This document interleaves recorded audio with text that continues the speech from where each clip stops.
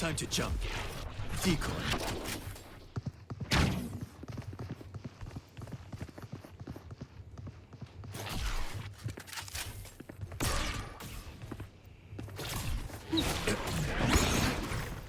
That spike wings.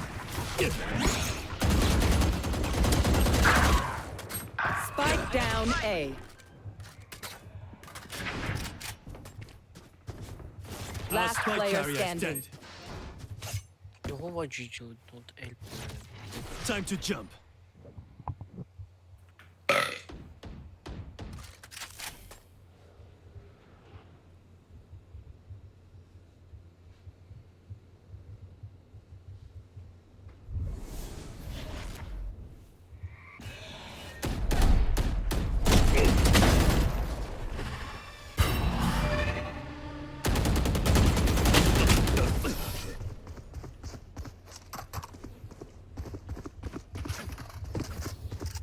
Their jet has nothing on me.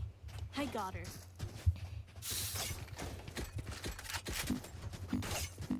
Do you realize Oma cannot smoke when he's dead, or you just that dumb?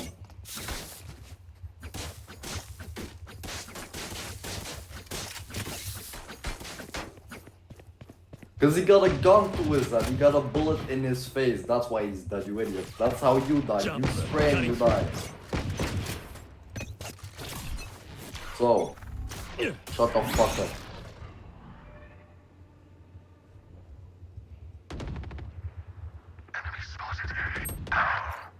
Enemy spotted B. Enemy B.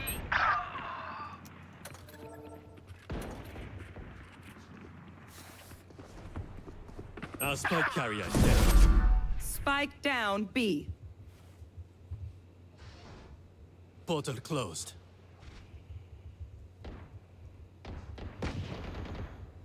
Enemy spotted B. Last player standing.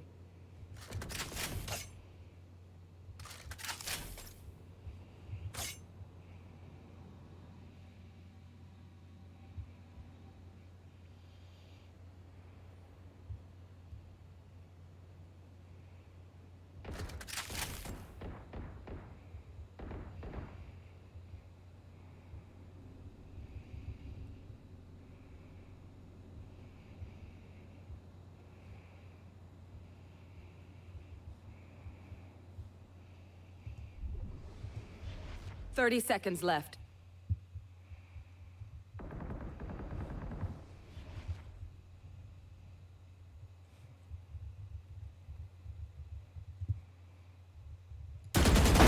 Bad luck. Ouch. 10 seconds left.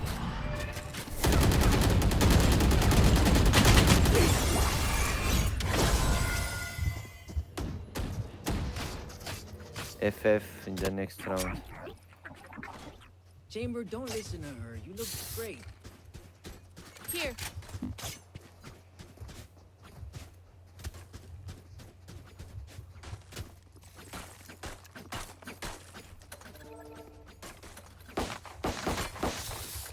Reloading. Reloading. Cutting through. I got the spike.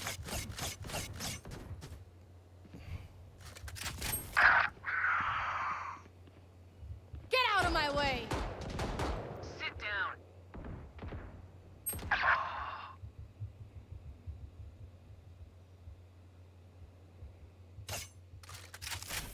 Our spike carrier's down. Fake Last teleport. player standing. Spike down B.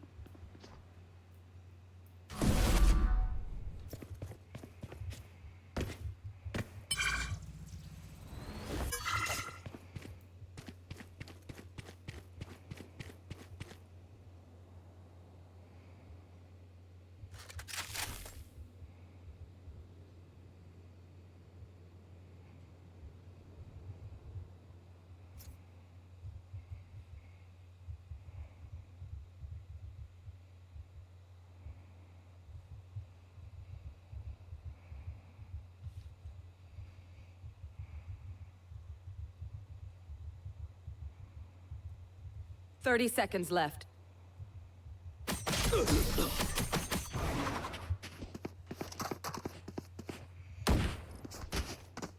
I'm amped. Let's go. I got things to do.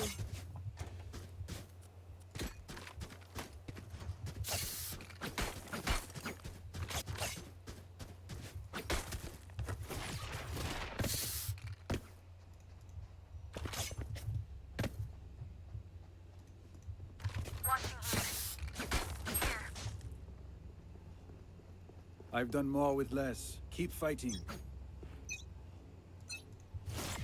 Mouse Time is to sleeping jump. right now. I'll handle Oh, this. there she. Oh, wow, she's awake. Our spike carrier is dead. Spike woke up, she down woke B. up. I'm back. Oh, no, she's muted. Come on. Okay, now talk.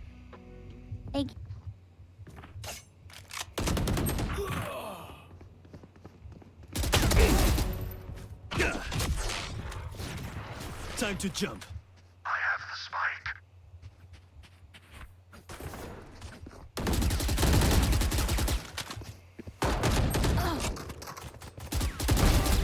See.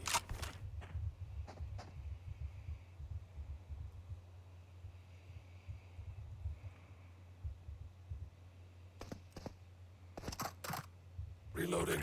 Fake teleport.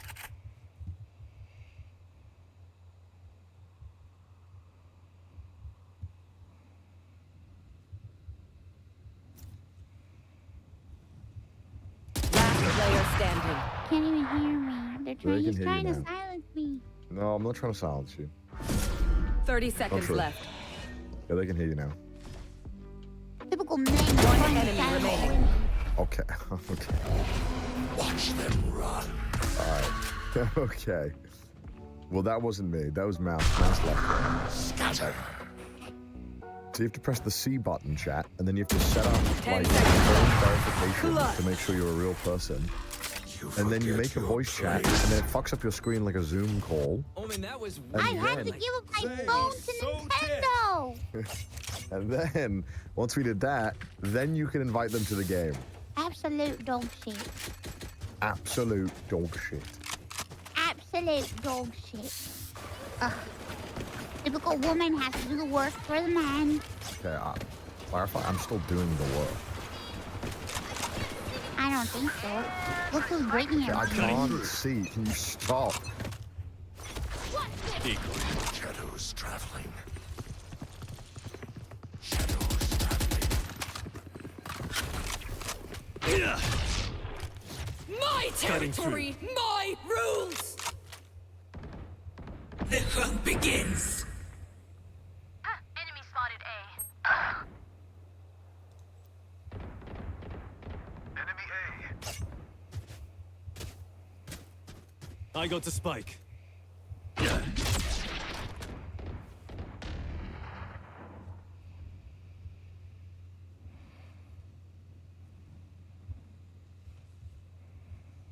Enemy A.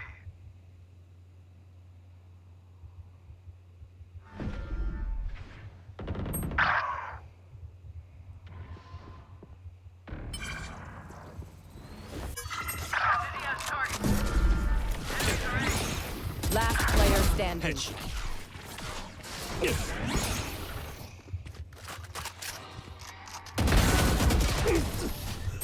Stop. You see, I'm useful. I never said you weren't. You know, just letting you know. Look, I never accused you of not being useful. I don't know. What do you mean you don't know? Yeah, you I don't don't know. You know. don't Who know knows, shit. baby? You don't know shit. Okay, stop. Stop. You're a menace. I've cut through. Time to jump. I'll handle this. Here. I'm back.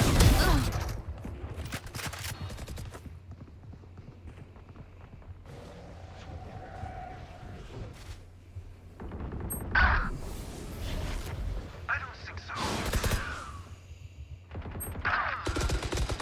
Let go. Spike planted. Yeah.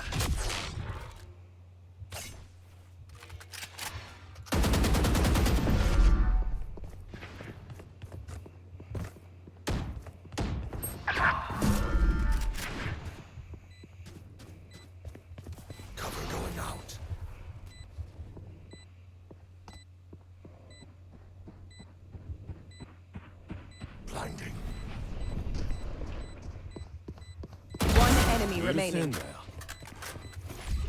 Back soon. We can finally let go. Take aim, Zenfire. Let's not complicate it. There it is. Who's carrying? Mouse or monkey? This is crazy bias. This is crazy bias. Ooh, ah, That was good that time. That was good. Like a Goo Gaga boss fight type of, you know. Cutting through. Hitting. My potter broke.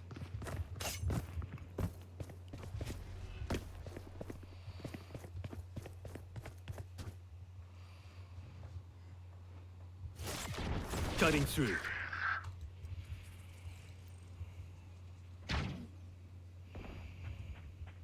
Enemy A.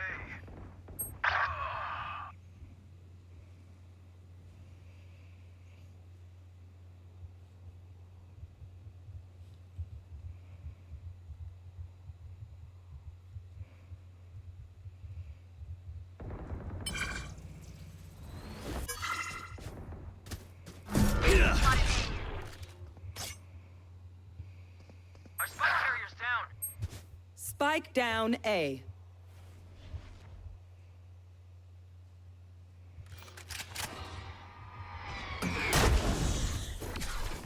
Yeah.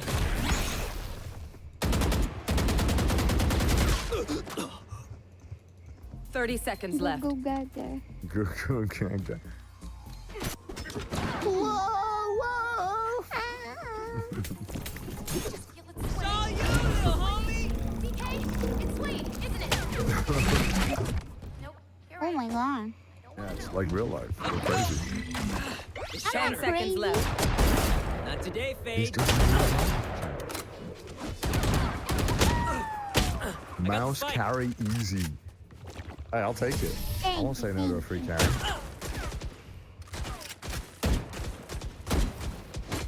I survived obliteration. I will survive them.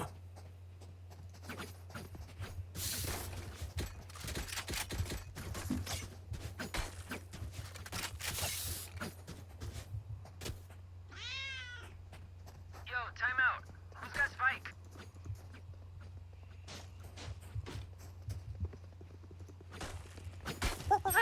The Joe Rogan experience. Time to jump. Dude, the first time I saw you fight was in like 2000. Yeah, about 2000. I saw you fight Marvin Eastman.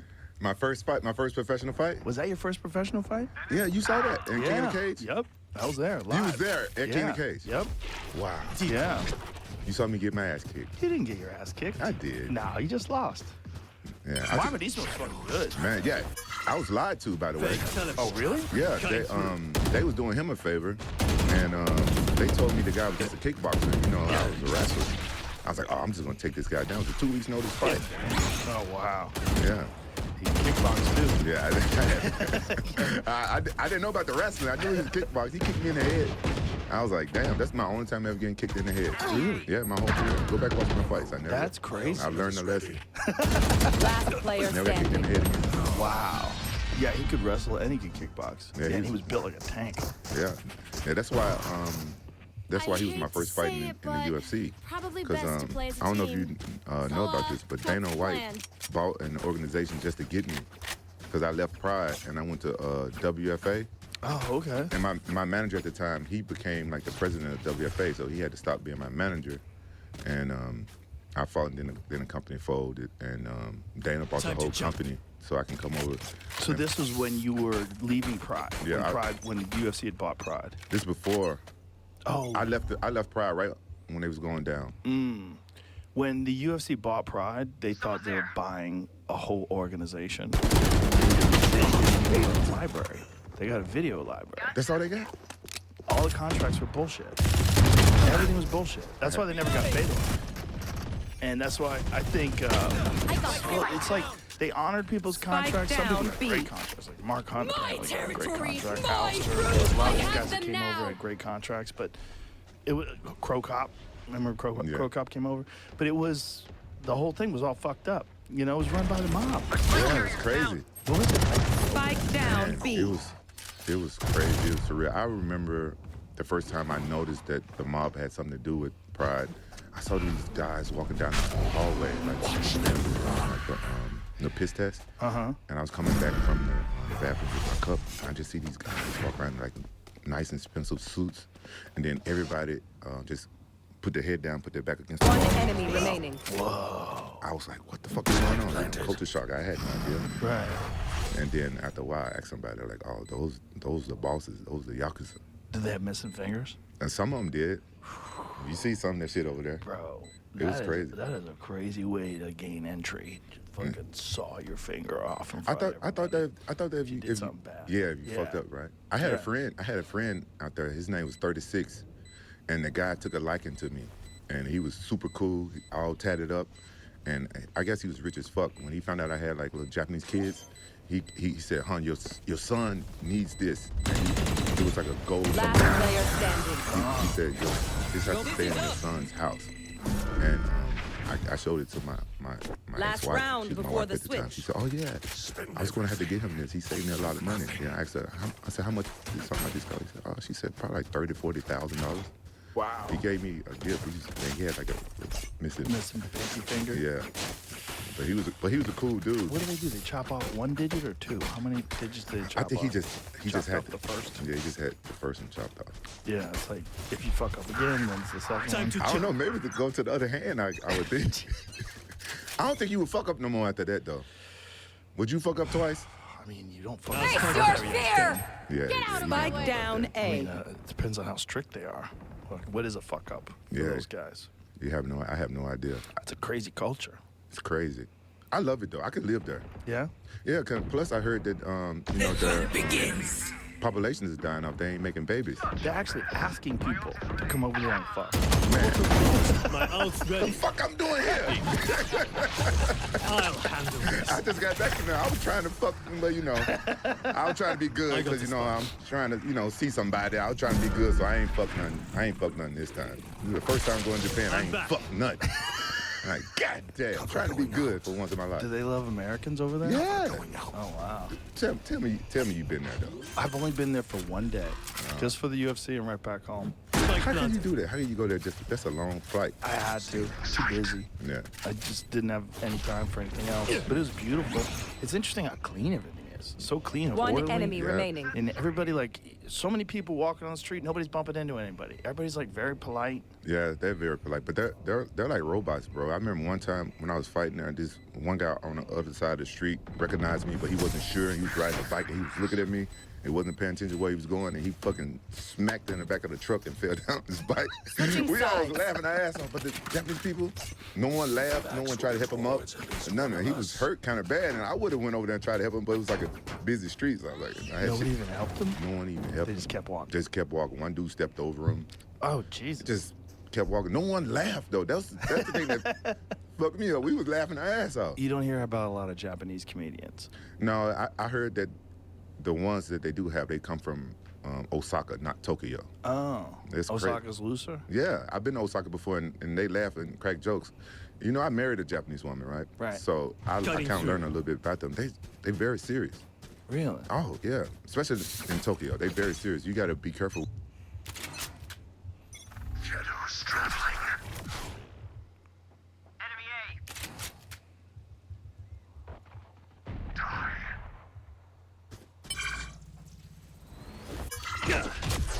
Multiple enemy tags. Ugh.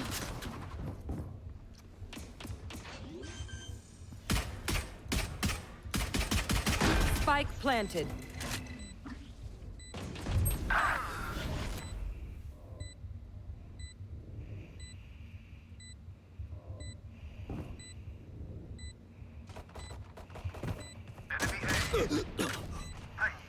One enemy remaining. Last player standing.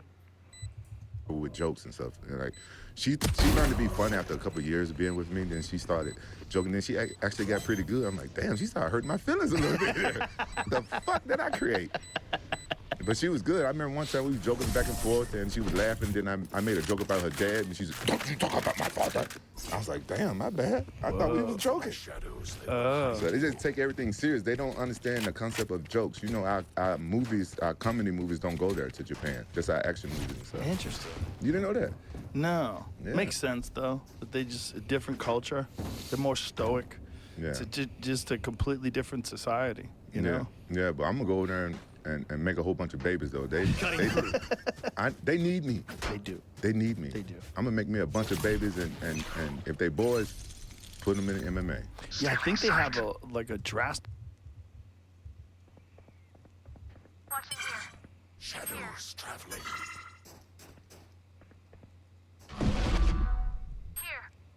Yeah.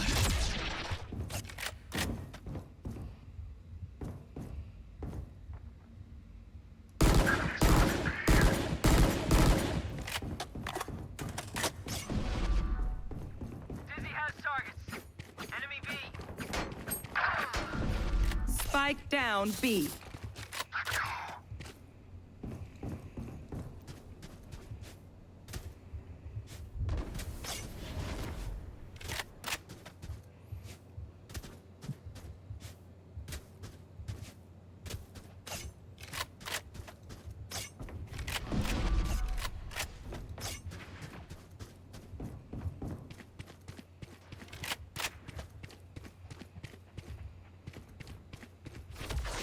Decline.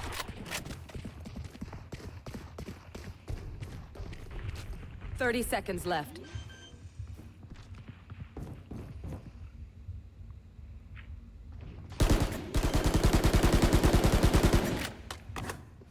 Spike planted.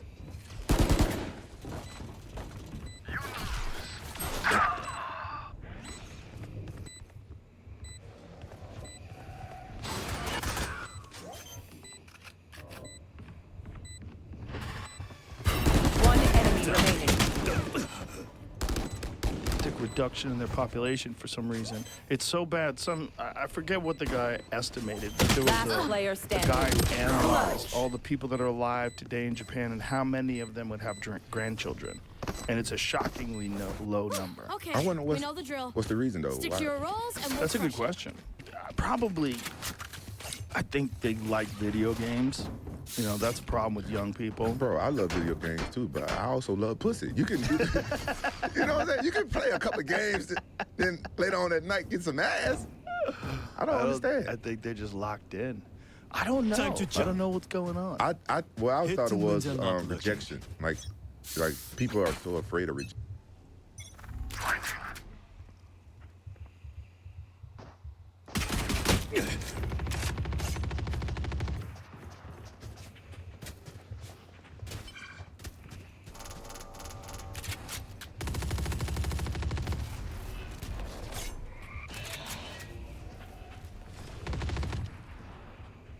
Portal closed.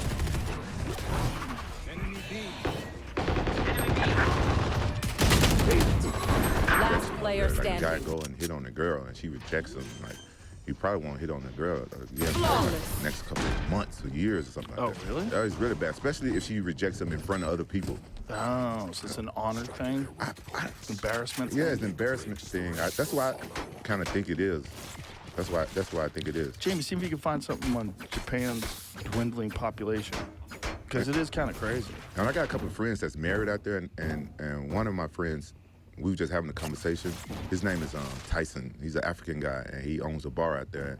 And I've been going to Time this to bar jump. for over 20 down. something years. After all my fights, I used to go to this bar, and we got to know each other really well.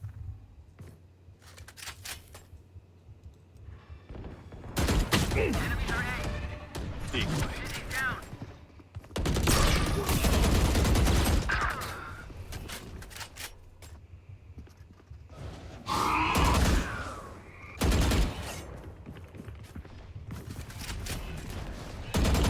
Portal closed.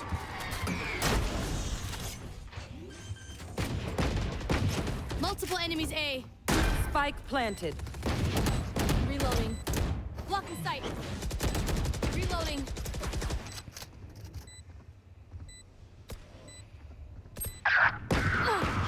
Last player standing. Long. You said, if you love a Japanese woman, and you marry a Japanese woman, Never do not show give her weakness. a pet or kids. Ever. Because if you get her a pet or kids, you never fucking again. What? I'm like, yeah, but I was married to a Japanese woman. I didn't have that problem. Maybe it's just him. No, that's if you love a Japanese woman, and you marry a Japanese woman, do not give her a pet or kids. Because if you get her a pet or kids, you never fucking again. Cutting through. What? I'm like, yeah, but I was married to a Japanese woman. I didn't have that problem. Maybe it's just him. No, that's what I thought. And then he said, oh, you don't.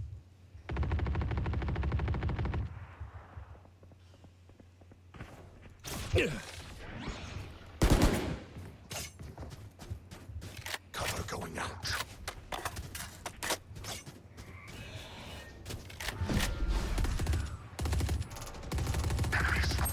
Portal closed.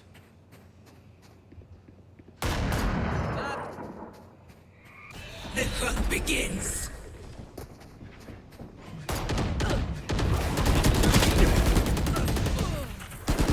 Ready. Spike down B. Last player And standing. he asked the Japanese guys and a couple other guys that were there, American guys that's married. They said, yeah, they all said the same stuff.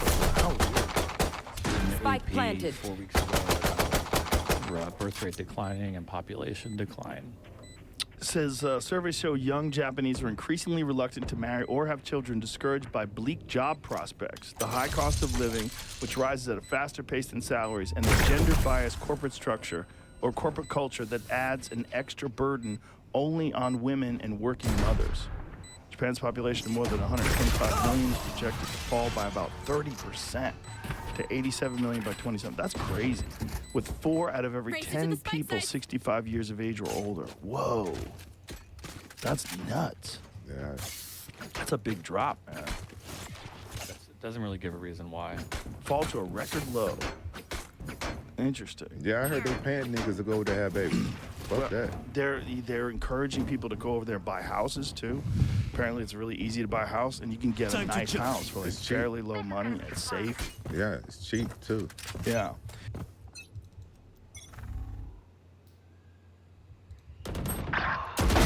Zakoga.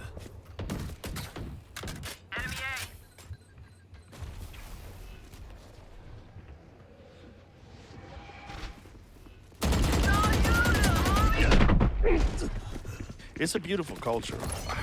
I don't think I could ever live any place that doesn't crack jokes. Spike I'm too planted. used to it.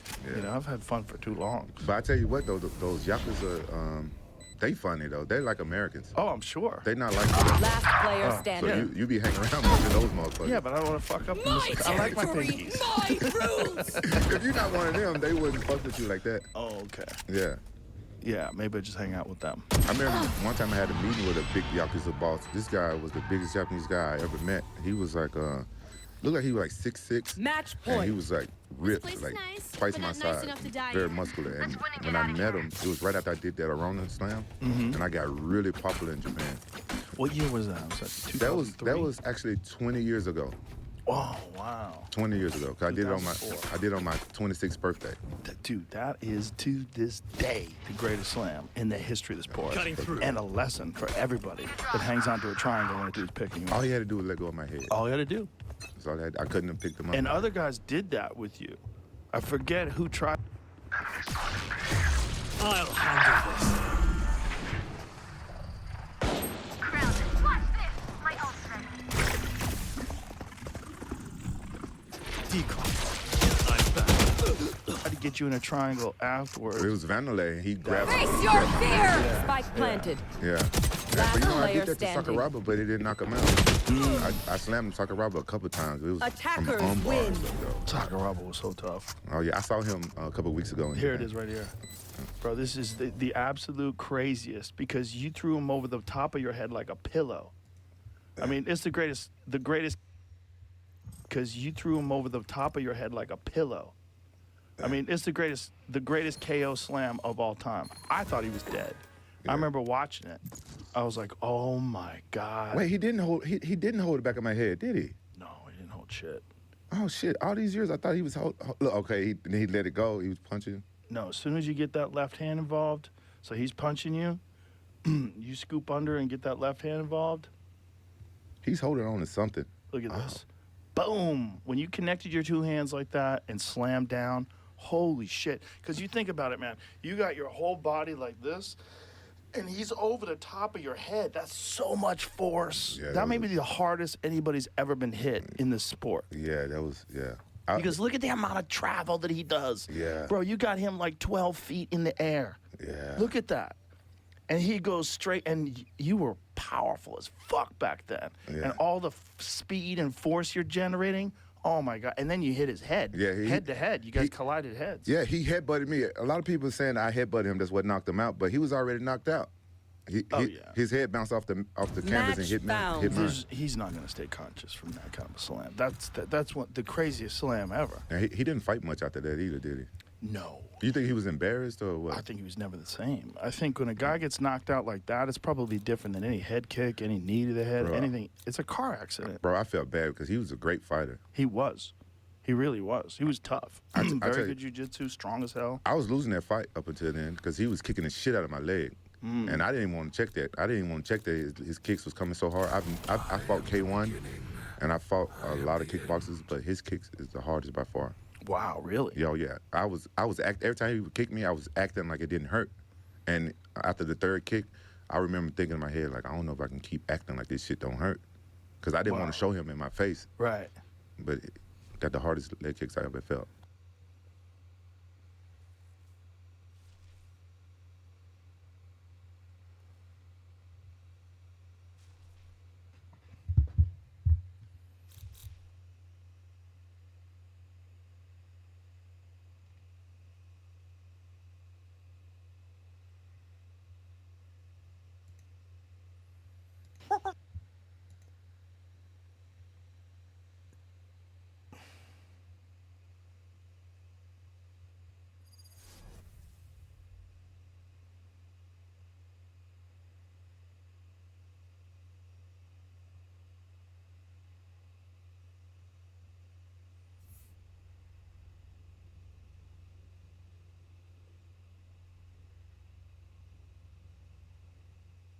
Wherever I go, obliteration follows. It is my legacy.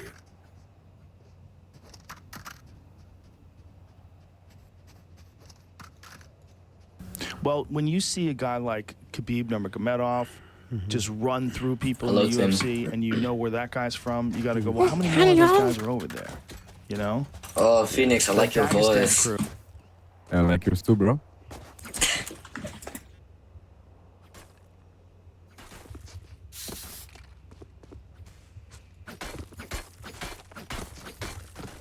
And that's Zabit too. He's from Dagestan. Isn't Islam Makhachev? Isn't he from that part of the world as well?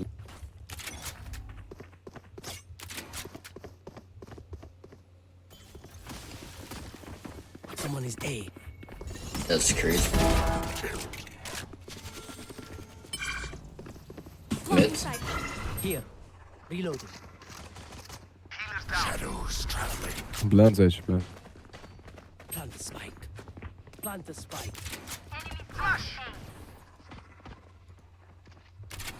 Sorry. One enemy remaining. Flawless. Yeah, that's where Killers. Here he is. Boom, boom, boom, boom, boom. That's it. so I mean, the it's the first curses, round. right? Yeah. That's a warrior group of people. Yeah. There's a lot of. So I get to go there a lot. I mean, it's really exciting. I get to see a lot of really cool stuff. What is Dagestan like? Okay, Dagestan was a blast. Dagestan was fun. Man. Really? Yeah, I went there. I was there with who was also at the show. They brought over Verdun and those guys weren't working. Verdun and Anderson Silva, those guys were watching fights. Just, but I was working. But yeah, they took us around. They showed us a lot of really cool stuff. I went to like school where some kids, wrestling school, like a lot of schools that were athletic, with an athletic orientation, and seeing these little kids. Man, they put this little kid up on a bar and had him doing pull-ups, man. He was doing pull-ups. I mean, this little bitty kid did, he must have been at least 15 pull-ups. And then, he was a little kid. Like 5, 6? No, like something like 9 or something like that. And when the coach pulled him off, he was mad. You could see he was mad. Like, man, I got more. You know what I mean? He was mad, like, to show the people what I could do. But, and the crowd, they loved MMA so much. They were like, it was like, you know what it was like? It was like, you ever watch those videos of like the Beatles, you know what I mean? When all the people going crazy, but it's not teenage girls. It's like a bunch of hardcore wrestlers. All of just packed like. One enemy Yeah, remaining. I got some pictures from somewhere. Yeah, I can show them to you. Wow. So it's that popular over there. Yeah. Now, did you see the video of those dudes when Khabib beat Conor and they're shooting machine guns into the air? Oh, I didn't see that, but I saw one of my friends from that area sent me some pictures. She was out on the street. She sent some pictures to my wife of them, some video of guys shooting and horse racing. Had horses. There were horses down. Yeah, some video. That was like, horse racing and shooting guns at the same time. People were so excited about that. That was some energy there, yeah. I mean, can you imagine you're from a place that many parts of the world have never heard of? I don't know how much I thought about Dagestan before Khabib came around. And then now they have not just a world champion, but a guy who smashed the most famous fighter on the planet. Or one of the most famous fighters on the planet. It's like him and Floyd Mayweather are probably the two most famous fighters. Yeah, And Khabib just ran through him. So like, he's a huge star over there. One enemy remaining. So it's a fun place to go. Matter of fact, I got to see a lot of cool stuff. Look at this. Dagestan explodes with delight after Khabib defeats McGregor. They're all going crazy with their hats on. Look at people out in the street cheering. Yeah. Wow. Yeah, man.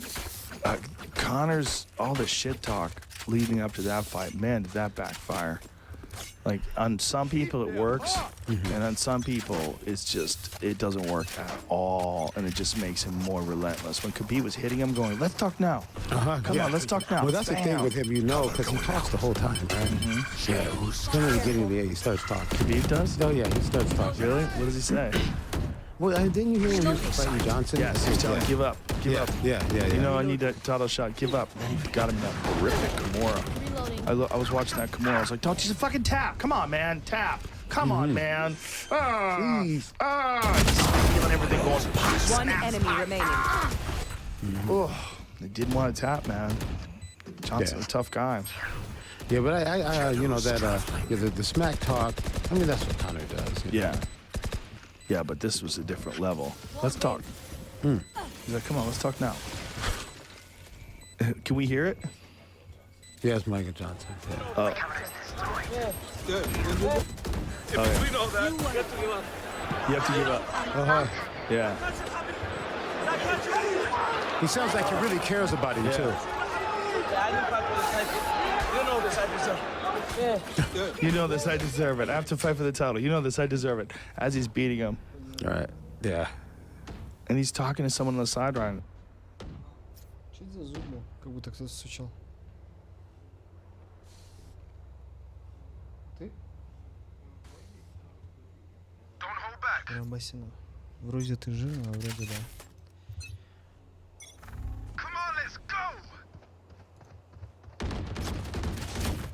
Embarrassing. Cover going out.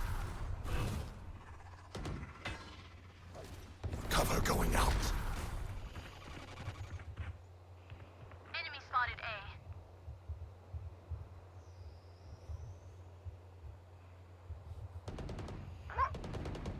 Triple, baby.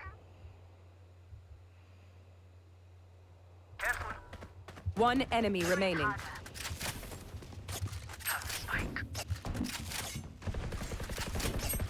spotted A. Shadows traveling. Spike drop.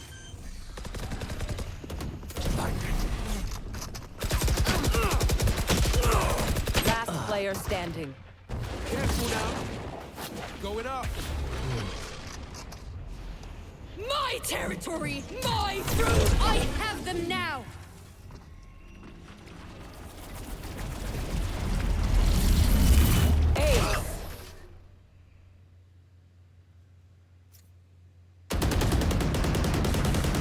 I'll outshine all their radiance.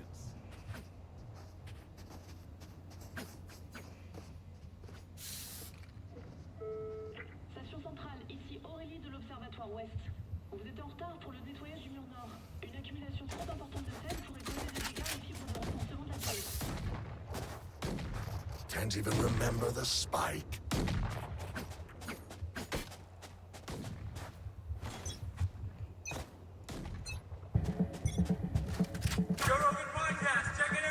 The Joe Rogan Experience. Train by day, Joe Rogan podcast by night. All day.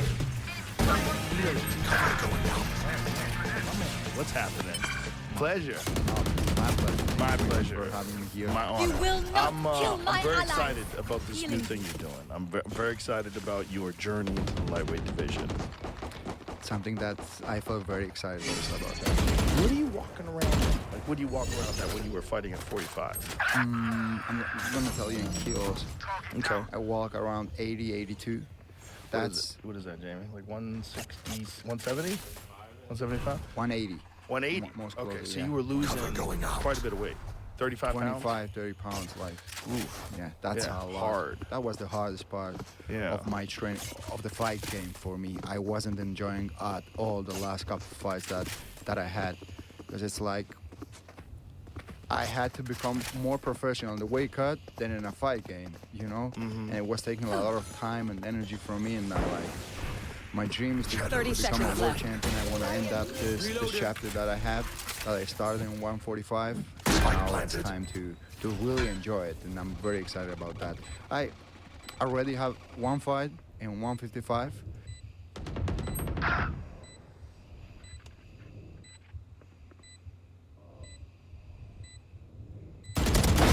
Disappear. Last player standing. Blinding. Jai Herbert. Jai Herbert. Yeah. I really wish the UFC would eliminate weight cutting. I really wish there was a way. Why It they doesn't allowed make to any do that? sense. I don't. It's sanctioned cheating that everybody has to do. It's like you know, I mean, if you're saying you're 180 pounds, you're not gotta really pick 145, right? Got So it? it's crazy that you're the 145-pound champion, but you're a 180-pound man. It's kind of nuts. Yeah, but at the same time, if you go to the next weight class, you are playing with a disadvantage because the guy in the next division is cutting a lot of weight. So if you don't do that, at the end of the day, you walk inside the octagon and you are the smaller guy. Yeah, like Islam. Islam Makhachev is huge. I mean, that guy, how he makes 155 is, I don't understand it. Every time I stand next to him, like, how are we getting 155? How much do you think he walks around? He's got to be 190-ish, in the 190 range. He's Yeah. got it. That's what it looks like to me. I never saw him in a person. Yeah, he's thick. He's thick and big. He's not small. He's not a 155-pound man. It's just It's so you silly. and The whole me. thing is just it's an old thing that we kept for no reason. And I feel like they should blow all the weight classes. I've talked to Dana about this. I actually talked to Ari Emanuel about this when they first bought the UFC.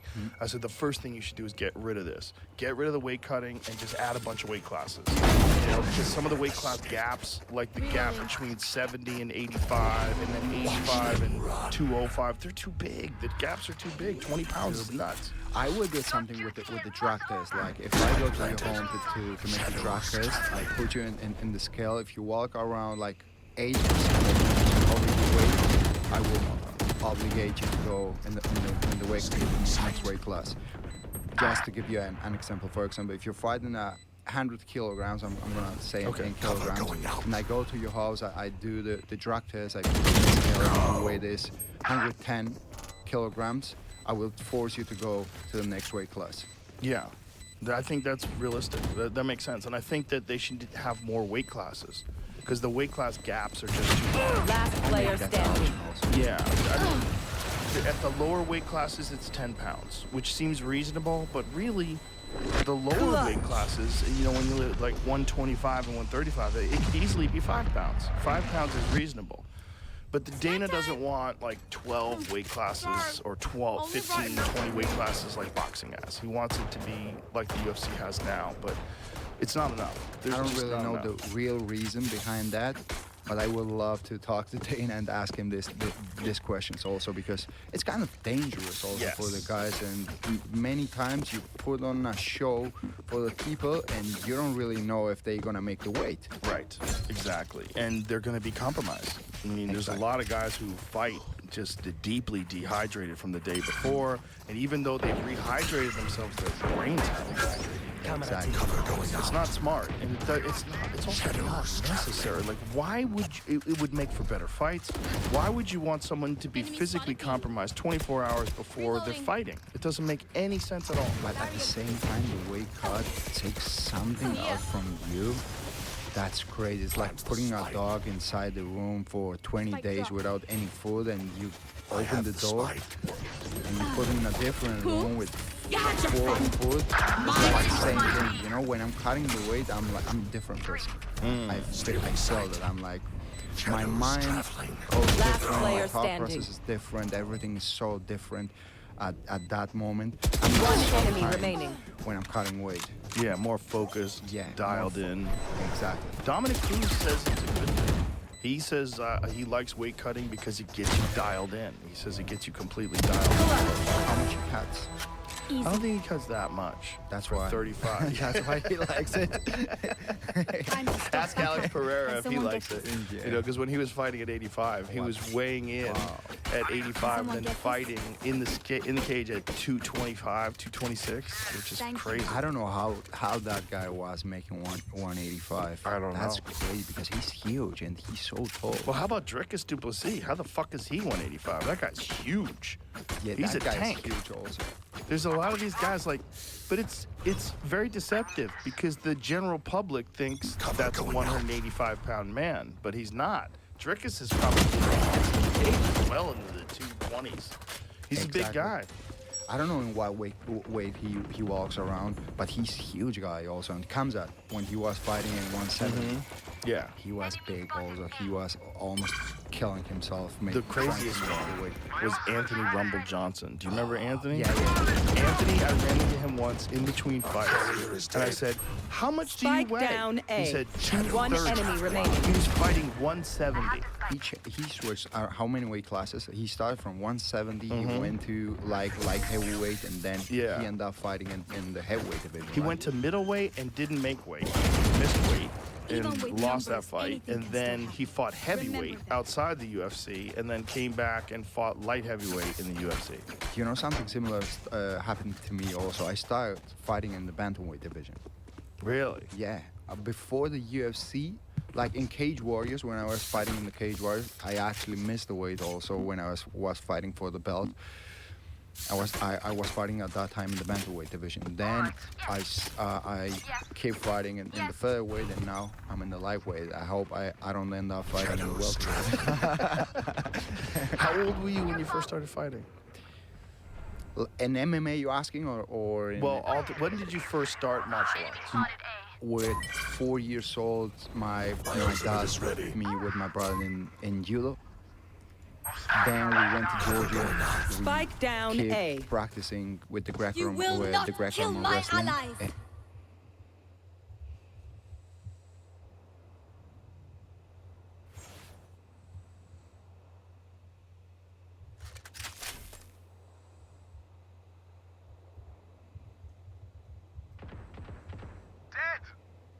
Last player standing.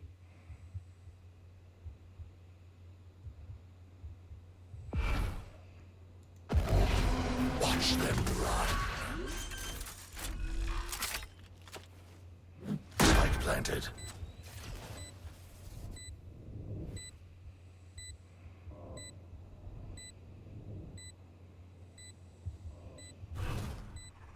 Shadows traveling. One enemy remaining.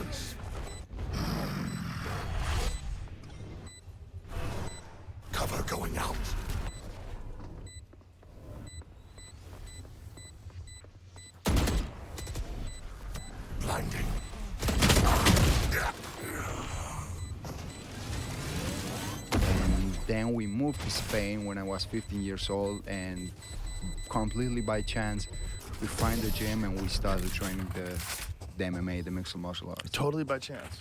Totally by chance. Wow. So were you a mixed martial arts fan at all? I didn't know anything about the mixed martial arts. I didn't know anything about the BJJ, the grounded, any fucking thing. Wow. So we went to Spain. We wanted to keep with the same discipline as we were doing in Georgia with the Greco-Roman wrestling, but they don't have the culture of that sport. So we were a little bit sad, because we wanted that.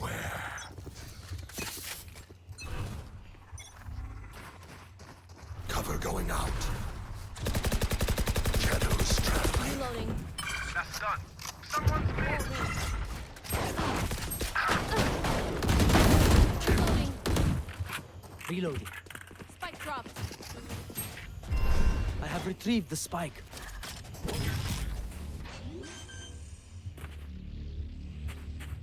Planted the spike.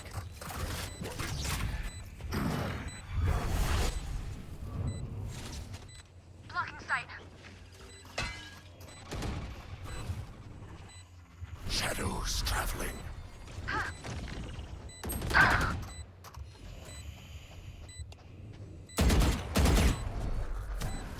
Blinding.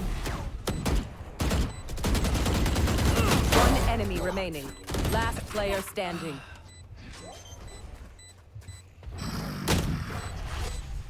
Ultimate is ready.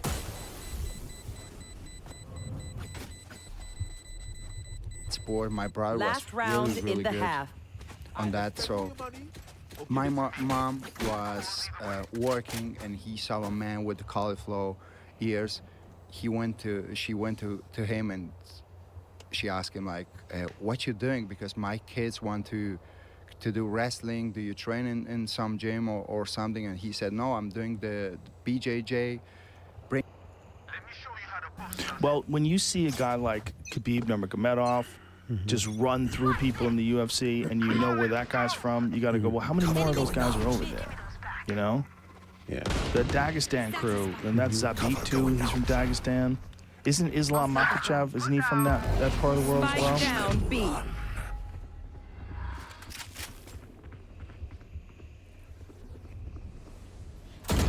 One enemy remaining. Stealing sight. I have retrieved the spike. I have planted the spike. You will not kill my allies. Cage triggered.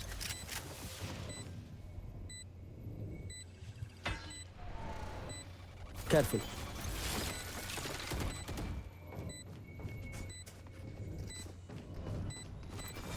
Last player standing. Cage triggered. Oh.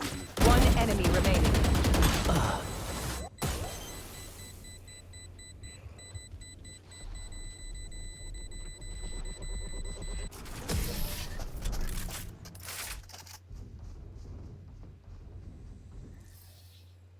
Switching sides. Prepare yourselves. We fight once again.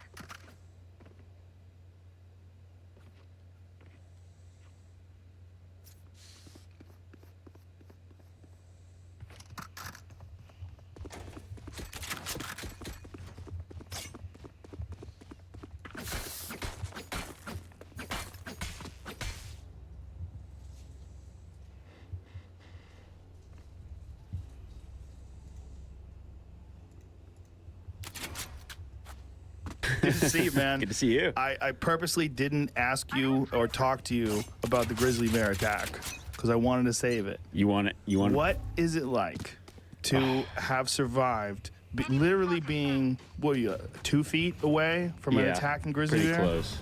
Like Yeah. you could have grabbed it. Yeah. Oh yeah. Easily. Easily. Oh, that was just nuts. It was one of those things. Okay, I've thought about it a million times. I'm sure. How long ago was this? This was Return to dust.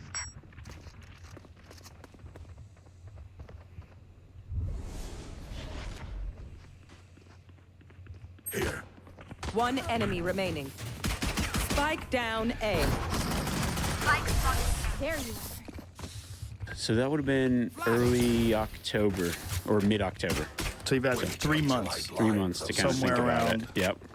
And yeah, man, it's just one of those things that I've thought about it so many times in my head. And I've always been, I think Steve was the same way, like, oh, it'd be pretty cool to survive a bear attack, get scratched up a little bit. After that experience, I thought to myself, if that never happens again, I'll be okay. Yeah, Steve used to always say, Steve Ranella we're talking about from the Meat Eater podcast, and he has a 2-part series on this particular bear attack. But he used to always say he wanted to get clawed across the chest and have like, not a tattoo, but like a big claw. Yeah, I'm like, a little what? bit of marking. Like, what are the odds that that happens? Yeah, I think that in order to get that, you have to go through a really, really horrible experience. Yeah. And there's guys that have had those attacks, or there's guys that have had those attacks a lot, but yeah, I mean, I've been around a lot of wild animals and seen a lot of things and been charged by bears, and this was just different. It was that kind of attack where while it's happening, you're going, this is not gonna pan out well. Somebody's gonna die. You're just looking at this bear and it's coming in hot, and just everything. It's a weird experience. Your memory's a little foggy of it. Everything happened so fast, but it felt like it was so long. So the adrenaline just must overwhelm your brain. So. Yeah, and you don't even think about. I just remember it was a weird situation. So maybe I'll just kind of recap the story. So we're on a Fognak Island, and we're hunting. And a Fognak Island is off of Alaska. Kodiak. Yeah, so a Fognak Island has some of the largest bears in the world. They're brown bears. They are big brown bears. They can be over 1,000 pounds. So we're hunting elk there. My brother and myself have hunted elk on that island before, and it's just a miserable place to be. What's a fascinating hunt, the way you guys were describing it, because just the fact that you would choose, out of all the places you can go, you pretty much can go anywhere you want. Yeah. You chose to go on this brutal adventure hunt because it's so difficult, and because is it because, like, Ranella was talking about this once, and the way he described it is, like, there's things that are fun while you're doing them, but they're not fun later, like roller coasters. Yeah. And then there's things that are terrible and awful, but you'll think about them forever and look back at them fondly. Yeah, that's exactly what this is. It's that, after the fact, you think back and you go, in the moment you go, I will never do this again. And then about a year later, you go, I should do that again. It's weird. And what is it about the place that's so miserable? Well, it's hard to walk through. It looks easy hiking, and there's just this big mountain where you can get to with a plane. You've kind of got to climb this big mountain, and the vegetation is so thick and it's so steep that it takes forever to go somewhere. So to put it in perspective, to go, say, a mile might take 5 hours. Whoa. That's how much like a mapped mile. Yeah. So the way the crow would fly, if you're just going a mile, and then another distance could take you half that time or a quarter of that time, but there's a big mountain in between where you need to go, plus the vegetation, and it's really steep. So you've got all that kind of working against you. Plus you can't really walk in just a straight line there. You've got to navigate around all kinds of stuff. And there's you from... Play some of this, Jamie. That was... It's been destroyed, and this is a rough day. Careful. Real rough. So that was after the bear attack. Right after. Yeah, I'll have to figure out, because I put right after the bear attack, I pulled out my phone and was just kind of like recording everyone's reactions. And then I put it on the Instagram story, but I'll try to find it tonight and I'll post it onto I'll figure out a way to Instagram stitch stories, it together. They let you save them now. Now they do. Yeah, this was like 3 weeks before that, unfortunately.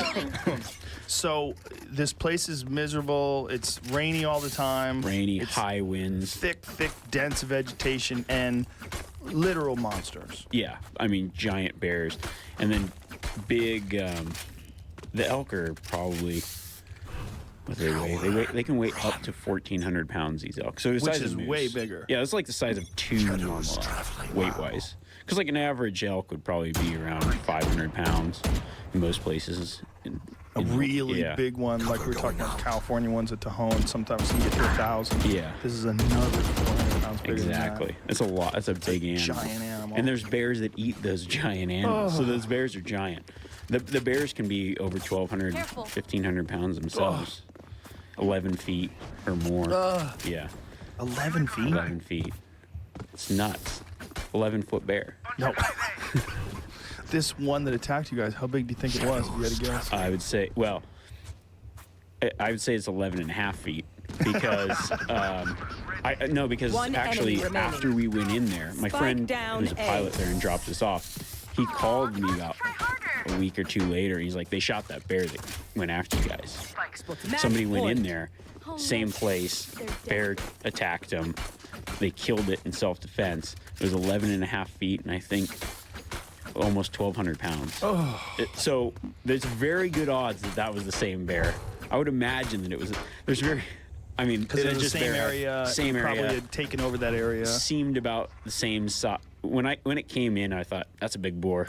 It wasn't one of those ones you think, oh, that's a. It looked like a big mature animal. Cover going out. In the piecing together what happened in my mind later, but yeah, so we're hunting elk on this island. Steve ends up getting an elk. We hang it in a tree. We do all the stuff you're supposed to do. Get the meat away from the carcass. You will not But kill we had my yet to allies. see a bear up until this point. And when my brother and I went in there a few years earlier, we just saw bears every day. We'd see 6 bears a day. So your mind's just bear, bear, bear. When you're seeing them all the time, Spike you're not seeing them all the down time. You get a little lax. And that's where we really screwed up. Territory, my truth. Because the attack went down, no one was prepared. We were just sitting around having some sandwiches, and we're filming, and there's 6 of us all together. And I think that large group, that 6, is what saved us, because when the bear ran in, Last player standing.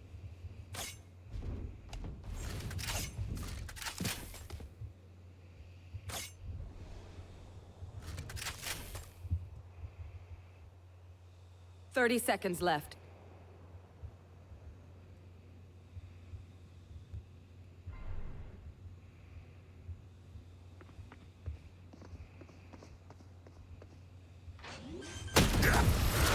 it was 6 of us sitting kind of in like a semicircle, a strange circle. And when that bear What came would it in, be we this did time? that Have any scatter patterns emerged? effect. And I think that scatter was kind of like if a lion's going after a zebra, they use their numbers and stripes to confuse the lion. It was that scattering of things just going everywhere that caused confusion for the bear. So I think the bear went in thinking, whatever's under that tree, I'm going to kill it. And it thought it was one thing. And then when we blew up into 6 different pieces, it just tried to kill everything at once and couldn't actually get one person. God, But that's so lucky. yeah, it was crazy because we're sitting down. We decided, we'll have lunch before we hike back, because the day before we hiked a long ways. We got back to camp at 3 in the morning or something. I can't remember, 2 or 3 in the morning. We'd barely eaten. So everyone was just thinking, let's have lunch, regroup, hike out. So we're Pat, one of the other. It's you and me. Traveling. Yes. Yes. Yes. Tripwire destroyed. Someone is A.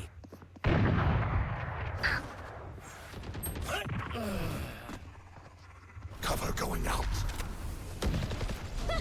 One enemy remaining. Spike down A. Guys that was with Defenders us win. brought the jet boil to boil up some coffee. So I was going around collecting water from everyone to get coffee, going around.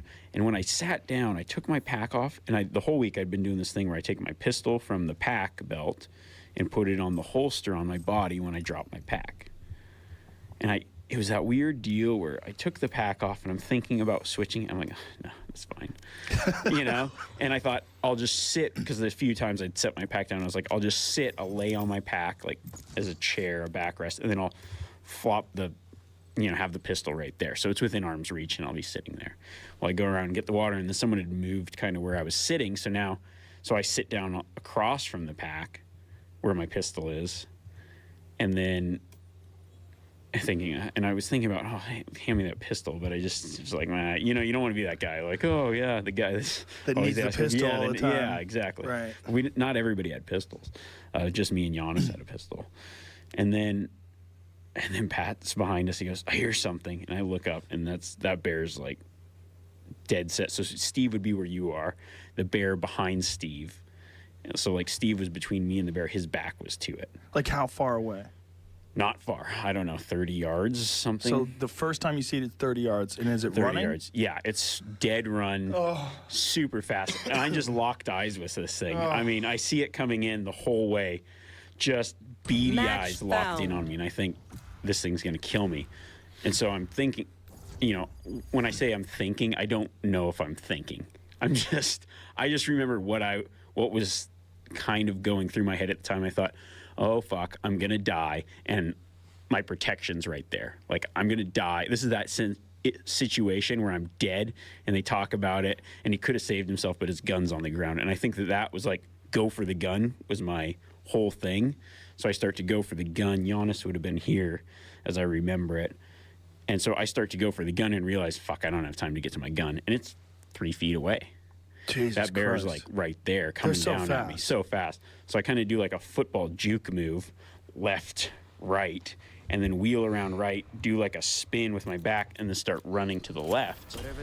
And at that point, Giannis, I didn't know this at the time, because I looked at some pictures afterwards, kind of piece everything together. So Giannis was sitting right next to me. I think he got up to turn. There was some trekking poles right here. He grabbed a trekking pole. So probably while I was juking, he reached around, grabbed the trekking pole, swings around, hits the bear in the face. Jesus Christ. So then I see the bear running off. Then I see someone going down the mountain with the bear. I'm thinking he's got someone. So I grab my pistol, start going down the mountain, yelling, oh, count off. I guess I yelled count off, and everyone's like, 1, 1, 1. I'm like, oh shit, who's missing? Right. And then Garrett pops up out of the bushes, and his eye, he's like wide-eyed. So Garrett, aka Dirtmouth, was the one who was on top of the bear. Somehow he's on the bear's back. So I think when the bear wheeled around, he like hit him, and he ends up on the back. So I saw just legs and bear going down the mountain. Well, I saw his legs on the back of the bear. So somehow. you thought like maybe the bear had him in his jaw? Yeah, that's what I was thinking. Wow. I mean, who would think? You'd be riding a bear. Like if that was in a movie, you'd be like, get the fuck out of here. You're not riding a bear. I think, what was that, Anchorman, where the guy's like riding the bear in the zoo? That's exactly like that. Oh my God. Yeah. And then we kind of circled up around the tree. And the real scary part was that bear. So it was so thick, you really couldn't see.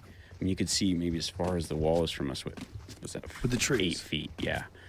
And just real thick brush. And you'd hear the bear charge in again. And we only had the 2 pistols, Giannis and I. And the wind was so strong, there's no way we could use bear spray. So we hear the bear charging in, and me and Giannis are like pistols out, ready, waiting for this thing to pop out at point blank range. Ugh.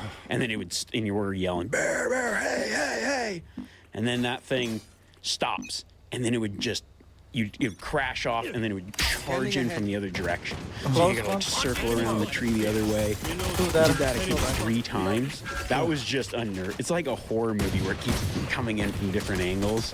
It was weird. It was not a fun feeling. You just felt so small. So you guys had come back to the carcass that was hanging in the tree, and it had probably claimed that carcass? We don't know. It knew the carcass was there. I assume. Now, the weird thing is it came in with the wind. So the wind was blowing pretty stiff and, say, into our face. And the bear came in with the wind. So he wasn't going into the scent. Right. Normally, they go around, they catch the scent, and they charge in. So I don't know if he heard something, if he was there. We saw what slightly looked like bear sign. Both Steve and I kind of pointed it out, but we were thinking maybe it was something older. When you say bear sign, you mean bear shit. Yeah, bear shit at the base of the tree. Yeah, and so I think, we did some things that were wrong, but in the instance, what saved us all, now if we were to do it 100 times over, I would say I would do it differently, but it worked out how it worked out, so I obviously wouldn't, I would never opt to just have nothing and have this weird scatter effect. But I think that what saved anyone from getting hurt, which is a miracle, was the fact that when we scattered, it just confused that bear, because he kind of had this look after he started wheeling around, kind of like trying to pick a person, trying to go, and he couldn't target one individual. And then things started hitting him, and somebody's on his back, and I think it just freaked him out, and he went off to regroup, keep charging back in, but never made that full charge all the way back in again. Wow. Scanning ahead. That's crazy. How many people have ever gone through a bear attack unscathed like that? In a group of 6. Yeah, and the thing about it was, it wasn't just a bear attack, but looking at it later, had someone even been grabbed and mauled, not to death, but injured, I think that it would have been very unlikely that that person was survived, because the weather that came in was so bad. I don't know if it was 100-mile-an-hour winds. And you weren't getting rescued in 100-mile-an-hour winds. I wouldn't think. Right. I don't know. Those Coast Guard helicopters, I'm not really sure what they're capable of. Maybe someone would say, yeah, we'd go, but that would be a very hard thing.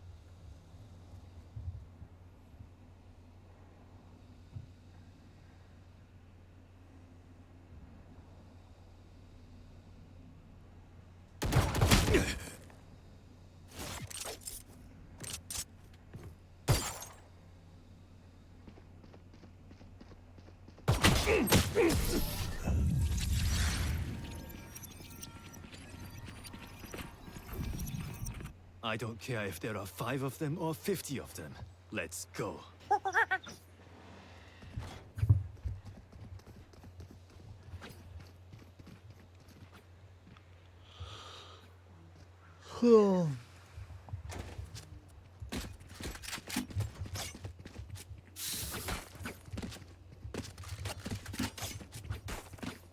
Jump them. Launching smoke. Revealing area. Enemy spotted B. Healing.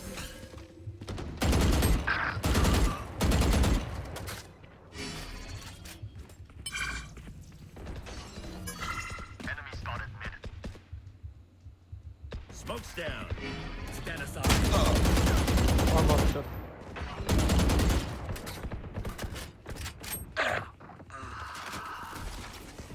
Shock dart.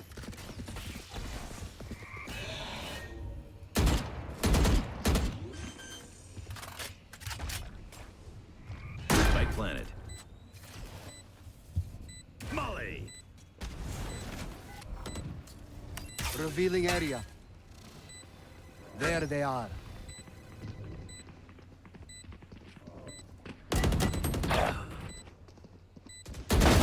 Die. One enemy remaining. City. Last player standing.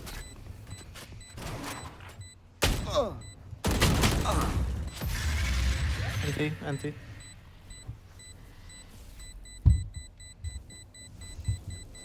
Clutch.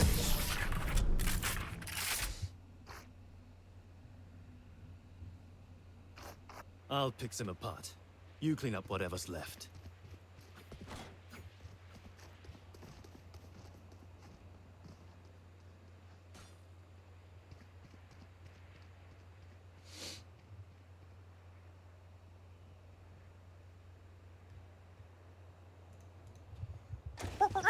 The Joe Rogan experience. It just changes, and I also know that I don't really know that much, and it's different every time anyway. But I really like when you have a loose concept of what you're doing. There's certain parts that aren't going to change much, and the rest you discover. So the first Iron Man, I mean, John and I and the writers, or John and I, we were just would write. You write a line, we write a line. We were literally watching the puppies be born as we did it. Frustrating. Not sit and look at a piece of paper and then go, okay, I get it. And she's got it all memorized. She's amazing. What's for the highest good? Sometimes it's very self-indulgent to come in and like, hand out new pages or say, oh, I'm not saying that, so feed me that. You know what I mean? You need an environment of respect, but I like discovering things. How much of acting is managing those weird relationships that you have with these other people that you're acting with. Like you've made some references to like people changing other people's lines and not being prepared. I got out of acting for that very reason. That was the thing that I went from a world of stand-up comedy, which are just a bunch of crazy people, to actors, which are a bunch of crazy people, but in a different way. Yep. And the managing all the different characters and all the different personalities, how hard is that? That seems like that could really get in the way.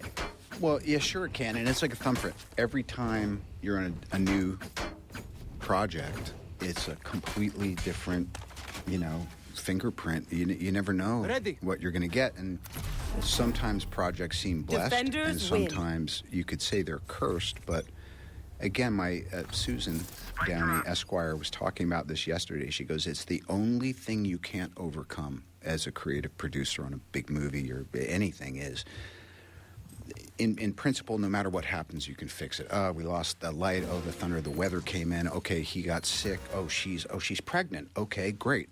Change the costume. You can't overcome personalities. Yeah, the relationships that people have with each other. Do you meet up before you commit to a role? Do you ever say, like, I want to meet Captain America and find out what the fuck that guy's really like? Match found. By the way, I mean, I love that you think I had to have the authority. Did you cast this guy? All right, let me get a taste of him. I'll tell you if he can stick around. I'm really interested in doing that, but can we all have a group dinner or something like that? Yeah. Can I meet these guys? My crazy? MO is always, let's mind meld, let's get together, let's work weekends, let's spend time together, because you can't replace that familiarity, but so you have to try to build it. And sometimes it happens very naturally. Like, I adore Chris Evans. I can't even tell you why. He's a Boston guy. He's technically such a brilliant actor, but he also doesn't take himself seriously. He's flaky, but he's the first guy you would want to have your back if something went down. He's and yet we're different enough where I feel like by being who we are and then both having those characters, we were able to. I think I thought Civil War was a special moment in the arc of the Marvel films about turning one against the other and what it meant, and so sometimes you just get lucky. As a matter of fact, the whole Marvel universe, possibly without exception, just happens to be a really well. What do you call that when you put together something curated group of souls? Well, it's interesting because people take superhero movies seriously now. Like, now superhero movies are films that happen to be about superheroes. Whereas, for the longest time, superhero movies were bullshit. Their TV shows were kind of clunky. They were campy. It was Batman with the silly pants on and Robin. And I bought it. Everything was bang, boom, bang. Remember, you'd see the big boom in front of the screen? And yet, who was in the first Superman? Brandon. Yes, right. So there was always a seed of an attempt to legitimize something that was otherwise two-dimensional. Yeah, Superman was probably the first film that really did that, right? And then Batman. Yeah. And then the Batman series. But again, how many goddamn Batmans have there been? Right. I want to see what Pattinson does. Oh, that's right. He's going to be Batman now. I like that guy. How many Spider-Mans have there been? That's the most, right? Someone see. Time to jump. Only 3? And 3 Hulks, right? At least. 1, 2, 3. Not counting the TV show. Yeah. Counting the TV show. 4. Counting the TV show. Oh, you're right. Eric Bana. You're right. Yeah. Norton. Yeah. Mark Ruffalo, who I think he's my favorite. Bruce is born. Last player standing. Yeah, it's perfect. Spike You down. believe him. C. Yeah. And again, his whole thing was, "What's my action?" Is like, how do you guys manage this giant CGI thing? Like, how does that work? Like, when you're on the set, that seems like one of the weirdest parts about acting in some of those Avenger films is how much of it is actually digital. Yeah, you just kind of get used to it. I'll digress. I did a movie with Richard Linklater called A Scanner Darkly, and it was rotoscoped. So Great fucking movie. I love that movie. Love him.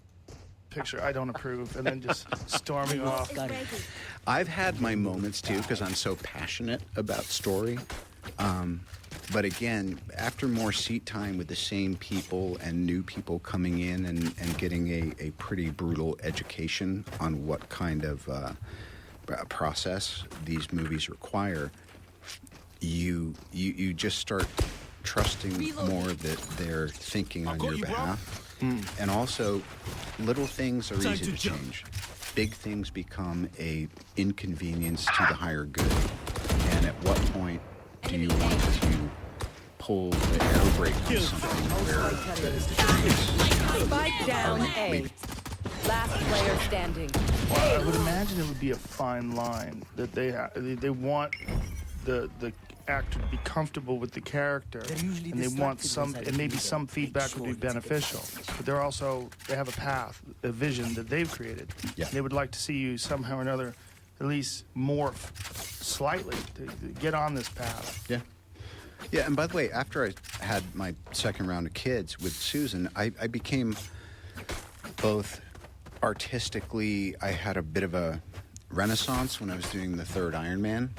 And then after that, too, I was like, well, now I'm going to do this Avengers, and there's so many moving parts, and it's so difficult just to get all these schedules to coincide and get everyone together that I'm not going to be like, I'm not feeling it. So, again, it's that thing. It's sometimes, what do they say, faster alone, further together? Sometimes you can only think about further because you've got to get down the field. Other times, you're thinking, hey, this is my moment to run, and I need a little help and a little approval, and I need a little leeway. But that's any creative endeavor. I would imagine when you're involved in something that's so epic, when it's actually over, it probably almost seems surreal because the production.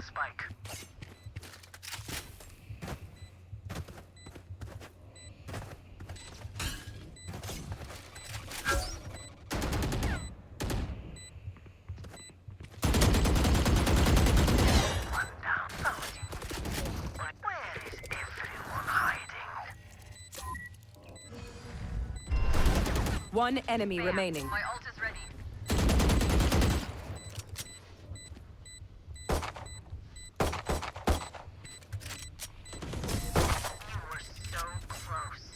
And it's so massive.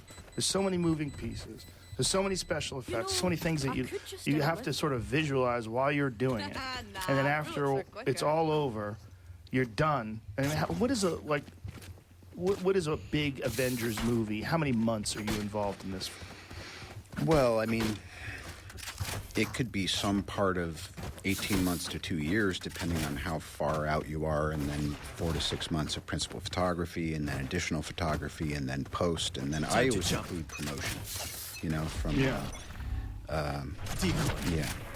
from soup to nuts, I think is the phrase. Soup to nuts? Yeah. How's that work? That's a Joel Silver phrase.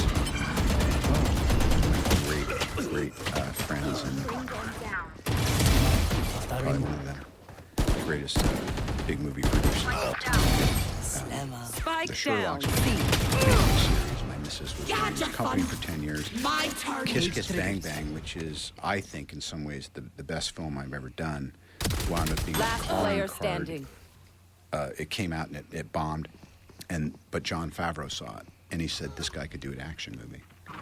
And so that wound up being my calling card into the Marvel universe.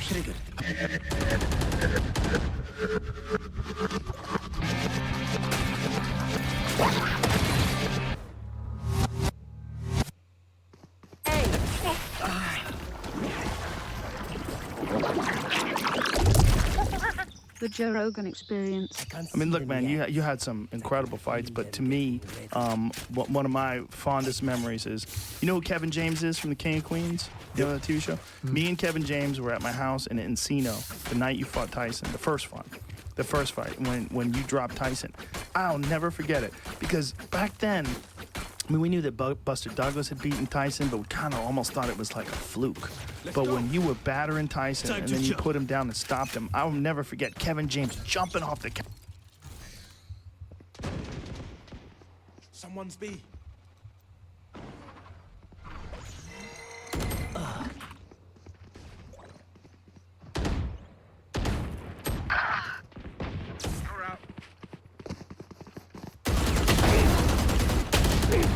player standing. just jumping.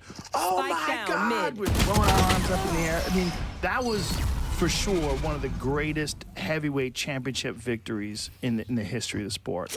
It was just an incredible fight because, in a lot of people's eyes, Tyson was like a bad guy. He was like people thought of him as like a thug, you know, and you were thought of as this like really good guy. And many people didn't think that you were going to be able to beat him.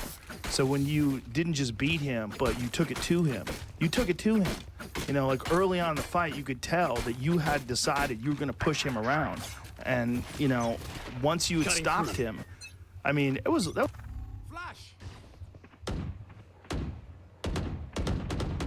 Get out of here! Careful now. I'll handle this.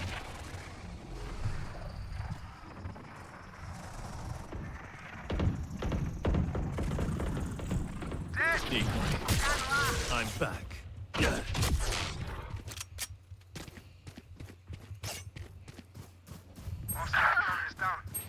Spike down, C.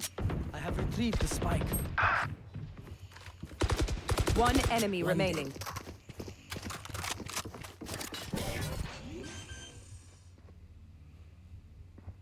Planted the spike. My ultimate is ready.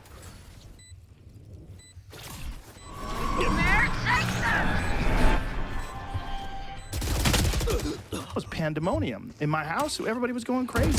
Last player Well, standing. you know, I know because everybody, I had, I'm like, I'm a Christian.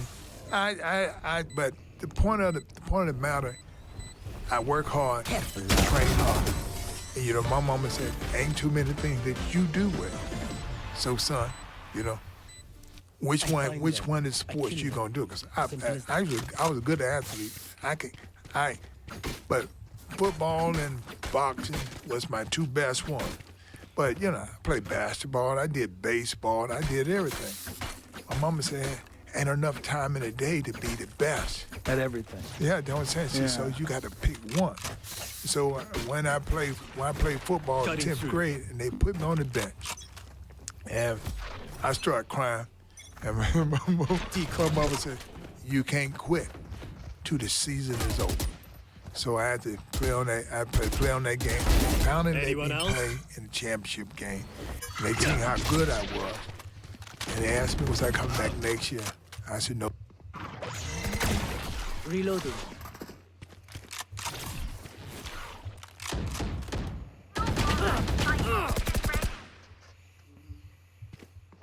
Oh yeah! Monster on the loose! Spike down mid. Ow. One enemy remaining.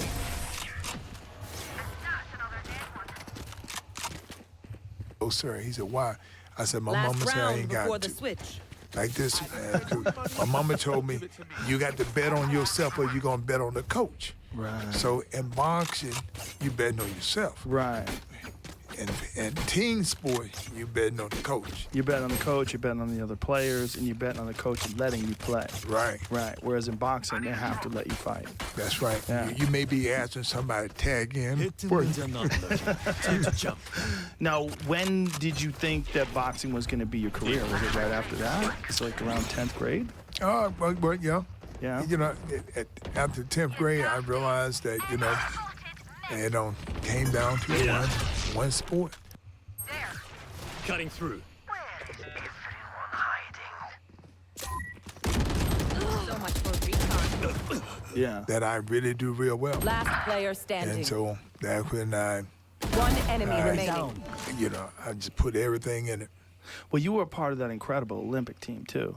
I mean, so many great fighters came out of that Olympic team, right? Yeah. Mark Breland, Pernell Whitaker, Melvin Taylor. I can tell you all of them. Paul Gonzalez, 106. Steve McCurry, 112. 19, Robert Shannon. 125, Melvin Taylor. 132, Pernell Whitaker. 139, Jerry. And 147 with Mark Breland. 156, Frank Tate. 165, Virgil Hill, 78, me. Right, Virgil Hill. I get then Henry Tillman. Switching sides. And Tyrell Biggs. Tyrell Biggs. What a team. Yeah. Crazy team. 9 gold medals, 1 silver, 1 bronze. Amazing. Yes. Yeah. And you, besides Michael Spinks, you were one of the rare guys to move up and be successful as a heavyweight. Did you just decide, like after you'd beat Dwight Muhammad Qawi, who was a cruiserweight champion, and you'd beat, you know, some real good names at that weight class, you just decided that heavyweight was where the real money was at? Well, actually, you know, my goal, I wanted to be the heavyweight champion of the world. Time to jump. And the only person I knew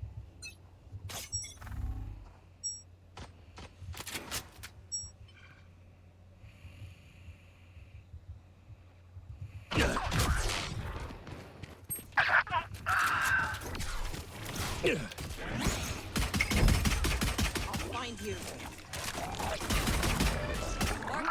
Spike planted. Careful now. What's the line?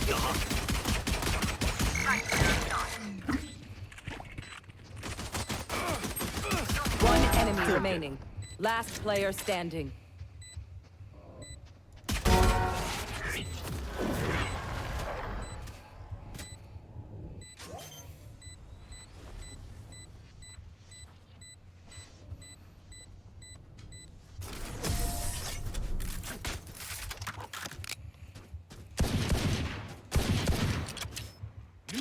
If Mike Tyson do it, I could do it. So when Mike Tyson whooped everybody, people tend to make up excuses. Now Mike Tyson is a small person.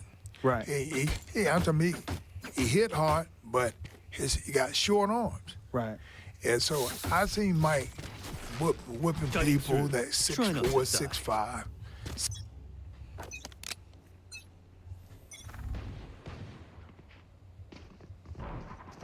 Careful here. I'll find you. Spike down A. Decoy.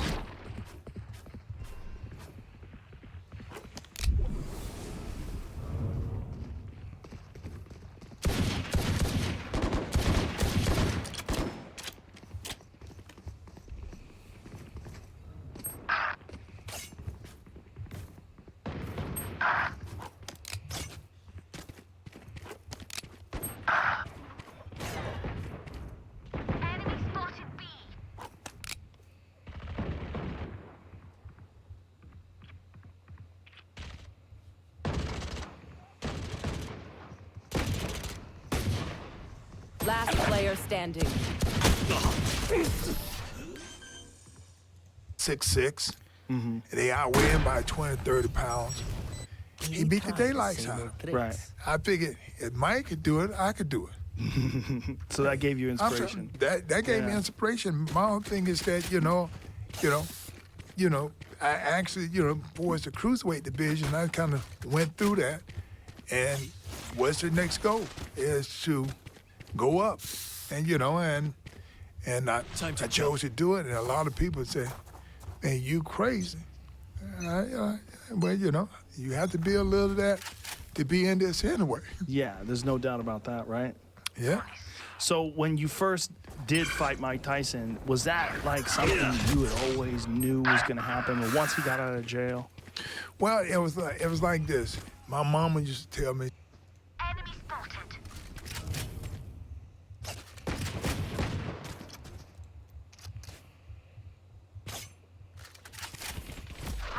Decoy. Someone see. Flush. Right here. So much for recon.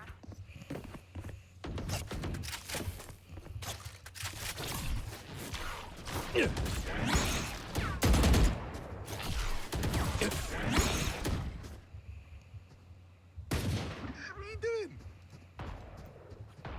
Enemy spotted.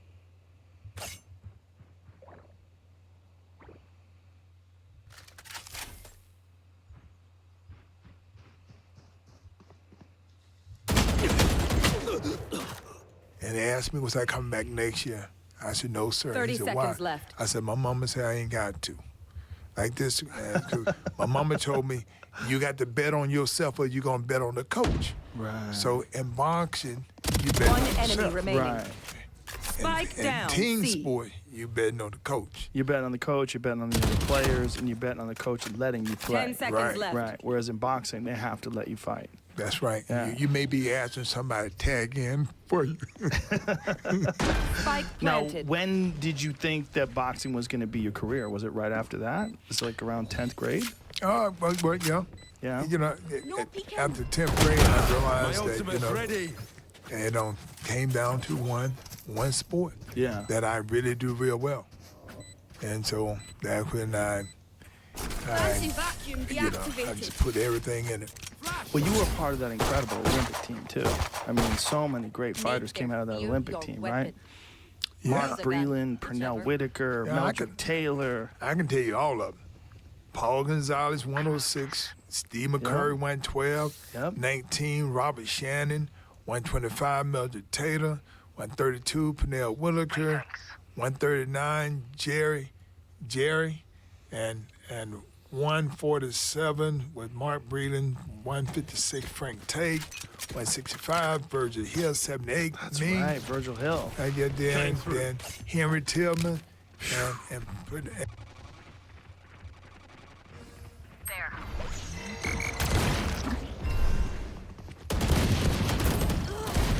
Spike down A.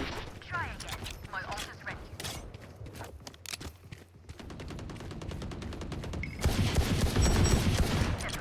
Come on, let's go!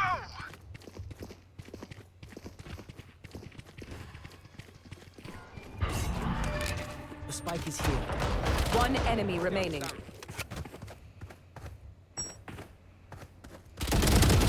ult's ready. Your biggest mistake was that you pissed me off. And Tyrell Biggs. Tyrell Biggs. What a team. Yeah. Crazy team. 9 gold medals, 1 silver, 1 bronze. Amazing. Yes. Yeah. And you, besides Michael Spinks, you were one of the rare guys to move up and be successful as a heavyweight. Did you just decide, like after you'd beat Dwight Muhammad Qawi, who was a cruiserweight champion, Time to jump. and you'd beat, some real good names at that weight class, you just decided that heavyweight was where the real money was at? Well, actually, my goal, I wanted to be the heavyweight champion of the world.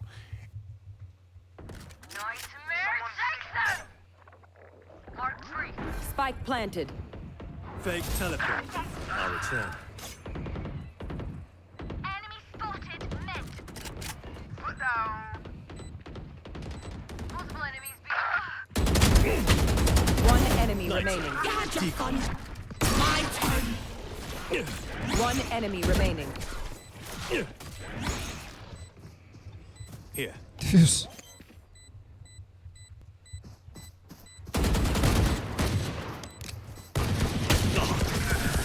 Portal closed. And the only person I knew if Mike Tyson do it, I could do it. So when Mike Tyson whooped everybody, people tend to make up excuses. Now Mike Tyson is a small person. Right. He hit hard, but he got short arms. Right. And so I seen Mike Cutting through. whooping people that 6'4", 6'5".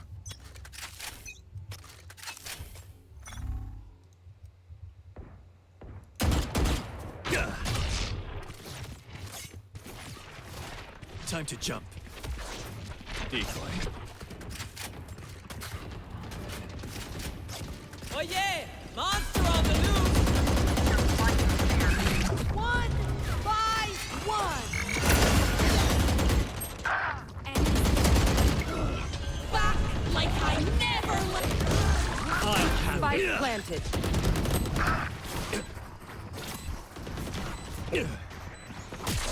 I'm back. Miss me? Last player standing. 6'6". They outweigh him by 20, 30 pounds. He beat the daylights out of him. Right. I figured if Mike could do it, I could do it. Circle better watch their So that gave you I'm sorry, inspiration. that gave me inspiration. My whole thing is that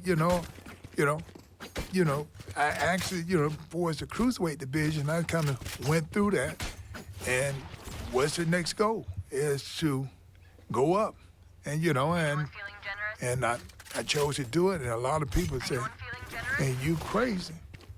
Time to jump. Well, you have to be a little of that to be in this anyway. Yeah, there's no doubt about. Careful here. Careful here.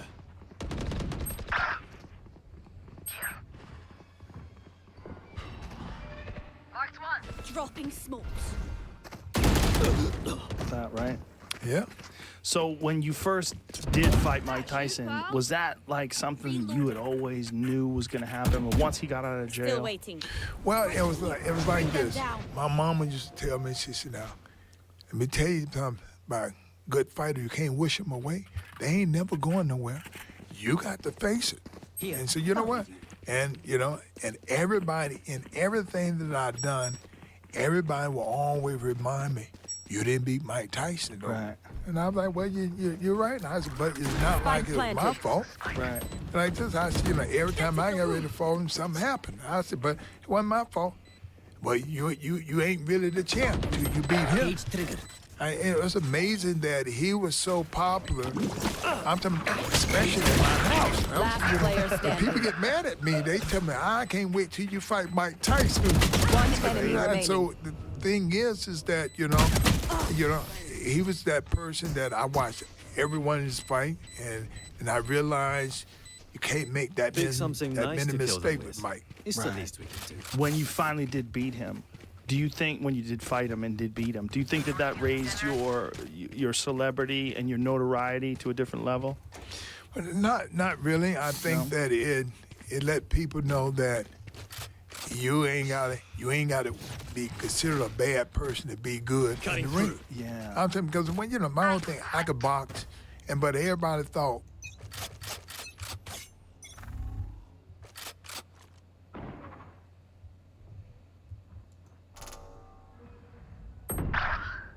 Where are you? Someone see. Tripwire destroyed. That because I didn't curse a lot, or I don't get in trouble, that you ain't mean enough to be the mean guy. Most of them, I'm a skillful fighter. I took care of my body and I did everything right. In general, I was a lot of guys a lot bigger, and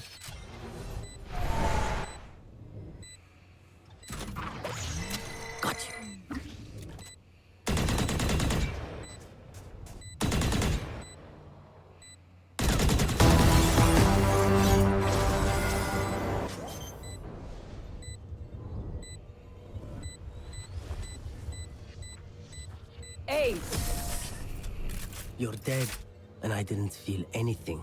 Not even a thrill. The dimensional fabric here is thin. I'll tear through.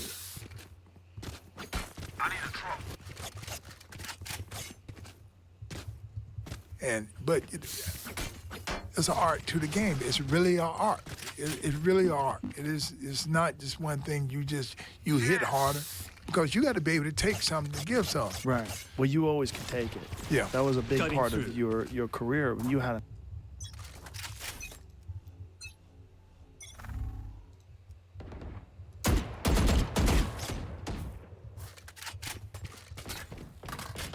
Oh yeah! Monster on the loose!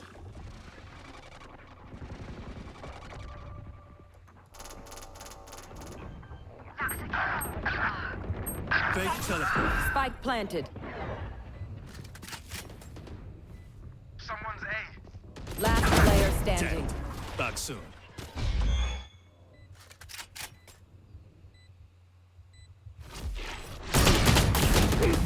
An iron chin. I mean, Riddick Bowe was a giant man, and he hit you with some bombs in those wars that you guys had. You were able Match to take some point. incredible punches. Well, the art with me, I knew that I could take it, but can you take it? And so the whole big thing is, my whole thing my whole big thing with Mike is that what Mike had told somebody, say, everybody got a plan till they get hit. And he was right. Because, you know, if you hit, if this guy worried about you hitting him and he ain't worried about getting hit, so he ain't got to.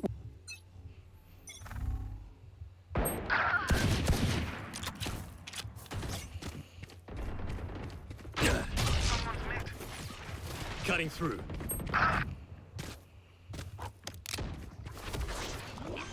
Decoy.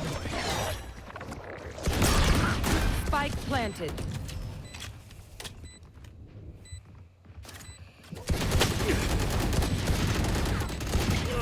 Reloading. Nowhere to run!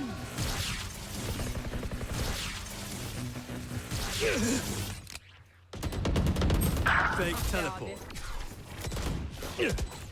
Last player standing. Worry about it. Right. But I Attackers knew win. if you hit me, I was gonna hit you back. And so that was part of the plan, was to let him know that early. Right. It seems like that was when you fought him, particularly in the first round, you pressed him. And that was a rare moment to see someone like really pushing Mike back and getting Mike back on his heels. Well, see, in our other game, if you like Mike get you back, that may be it. Right. So you had to attack him. So the whole big thing with me was it's things that my mama said. She said, "Let me tell you when you know how good you are. When somebody press you with what you're doing." She said, "Mike love to press other people, but can he handle the press?" My mom said, "Do it back to him. Do it back. If you want to see somebody stop doing something to you, do it to them. All of a sudden they'll stop. People really don't like what you do to somebody, and somebody do it again, you get ticked. Right. Like that. So the thing was we practice just putting pressure, make him feel the same way that he make other people feel. So that was the game plan going into the that game fight. plan. Yeah. Was there anything surprising about that fight?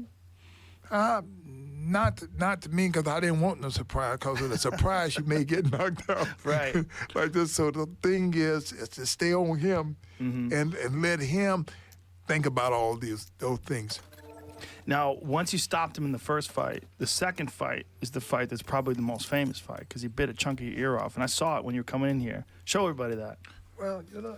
Did you ever think about getting that fixed? Well, no, that's my identification. Now, if I ain't got my ID, I can show my ear.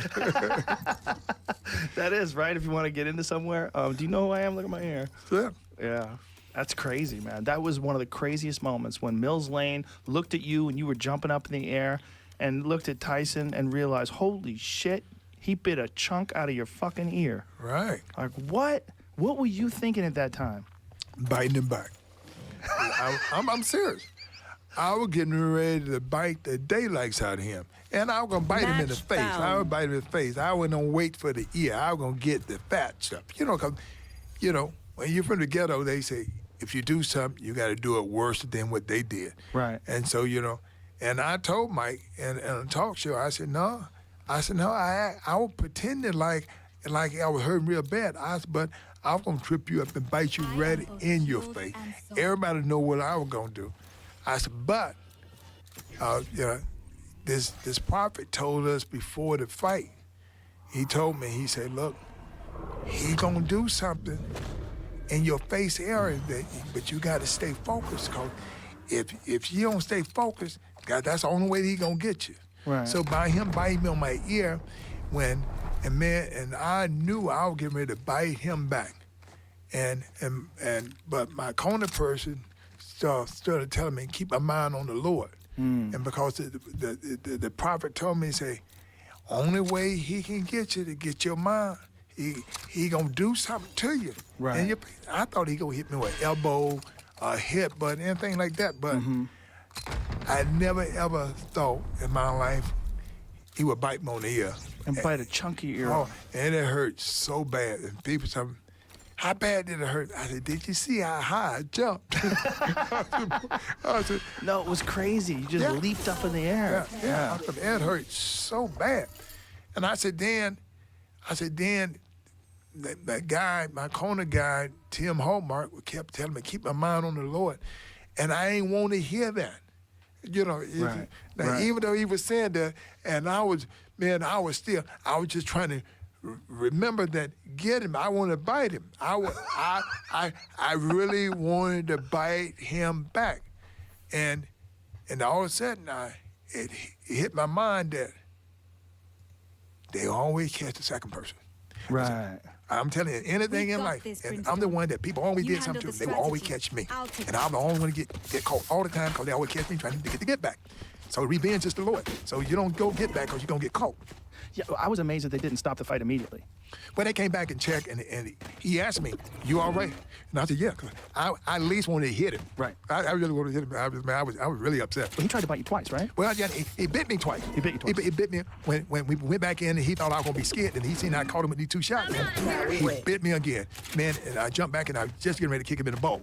and the bell rung, and I went back to the corner, boy, and I was so doggone mad. I was really gonna get him, and they stopped the fight. Yeah. And then I got mad because they stopped the fight. Because you were going to get him. I wanted to get him back. Well, it seemed like he thought. Enemy C.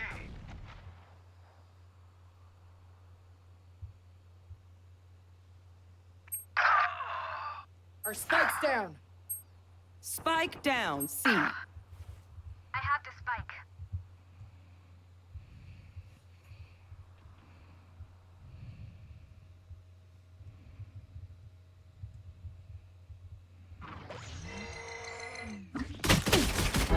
Pinpoint.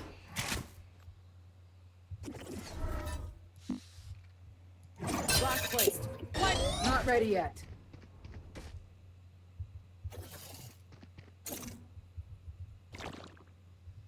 Last player standing. You were going to get him, and he was trying to find a way out. Well, yeah. That's the only thing that made sense. Well, yeah. But the thing is, only thing that I guess with me and what I stand on is that I was able to forgive him. And that has been the turnaround in my life to tend to make people always wonder about the ear biting nice, but I forgave him. Everybody said, so what's special about that nice? But everywhere I go around the world, with the Muslims or whatever, and people say, wow, this guy can forgive. How can you forgive when you already beaten the guy? Yeah. I said, but it's what life have to be if you're gonna survive with even your brothers and sisters. Because if you don't forgive nobody, you're gonna be a mad person. You're gonna find yourself locked up. Right. And it's gonna haunt you. Whereas if you forgave him, it took a weight off your shoulders. Yeah. Mike and I, we do a lot of things together because the forgiveness part. It's cool to see you two together now. I mean, when I have seen things that you've done together, I'm like, wow, it's crazy. Like after he bit.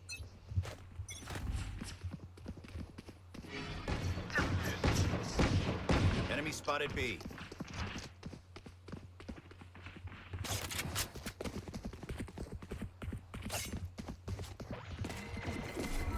Smoke's down. Flash placed. Not ready yet.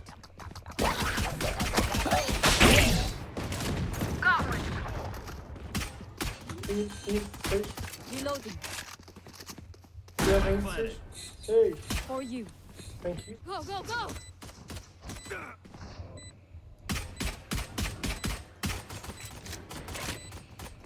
Enemy in defensive smoke. Reloading. One enemy remaining. Enemy A. Flawless. Hit you, those crazy fights, and to see you together laughing and joking around together, it's pretty interesting. Well, I mean, when you tell people, you don't choose your parents, you don't choose your neighborhood, you ain't choose your skin color, you ain't choose to be tall or short, but this is your stature. And two people came from the ghetto who boxed, and boxing was the only thing I did real well. Okay, in football. But the thing is that after all that, look how much money we made doing something that by doing it properly, we make money. Yeah. We make money, and we can both, raise our family in the way that we want to raise them. How long did it take after the fight before you forgave him? I think after about that time I got into the locker room and everybody started complaining. Man, I can't believe he did this. I said, look, did he bite you? They said, no. Okay. I said, he bit me, right? And I said, now, I'm going to forgive him. And you know what? Y'all got to forgive him too. Wow. They said, what you mean forgive him? I said, he ain't bite you. I said, he bit me. I said, look, I will forgive him. Wow. So you forgave him in the locker room right after the fight? Yes. Because the thing is, I was really mad coming down, and people throwing water, and people mad, and they upset because they ain't get a chance to see what they really wanted to see, like this. And so they were mad and they were upset. And I figured who in control? God. So I said, Lord, what is this thing all about? He said, forgive me. One enemy remaining. This is what it is. We're the two very important people that everybody come to see. And they need to know that forgiveness is a big part of life. And so I was able to do that. So in the point of being able to do that, you know, I realized that it made my life better all over the world. Yeah. Kleenex, that's a very powerful thing, man. It really is. That's a very powerful decision, and you know, it's a very powerful statement. You know, for you to forgive him after that. I mean, that really, that probably did a lot of good for a lot of people to realize, man, if Evander Holyfield can forgive Mike Tyson after he bit a chunk of his ear off, I mean, that's a strong statement of character right there.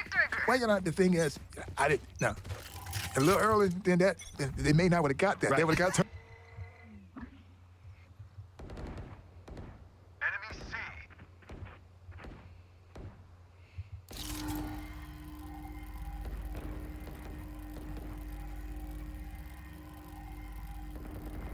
Get lost. Healing you. Our spike's down. Spike down, C. I have the spike. Spike planted. My ult is ready. One enemy remaining. Was that so fast? How embarrassing. Good job, Steve. Good job. Let's roll, Neon. Show us what that K-Sec training did for you. You bit his face. But it's amazing what time we do. Right. At one point in time, I mean, something would have happened. Retrieving wall. But because they gave me a little time to think about it and gave me, and I was like, and you know, with me, when things don't go right, Now we win. I go back to the prayer and say, Lord, what is this all about? Right. And he said, forgiveness. And you know, and I wouldn't be who I am if it wasn't from forgiveness. I'm telling you, everybody don't fell short somewhere. Right. Stim beacon down. Enemy spotted B. Enemy C. Spike is down. Spike down, C. They are so dead. Futile. My ult's ready. Blinding crack. Flashing. Retrieving flash.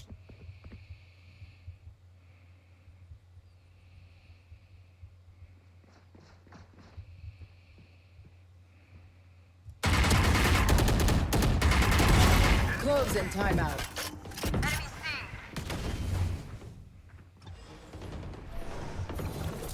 Rip and tear. Thorns activated.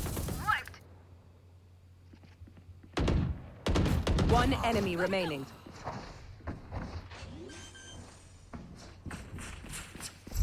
Spike planted.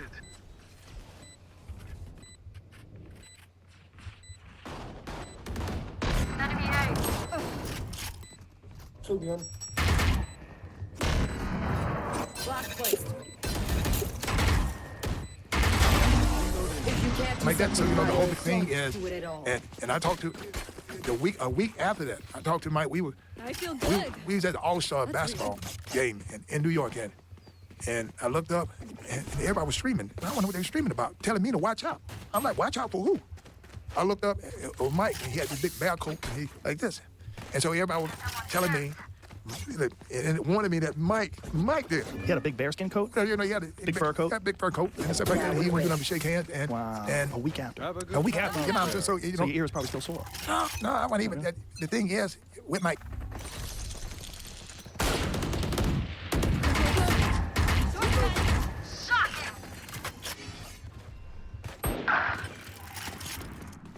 I have the spike.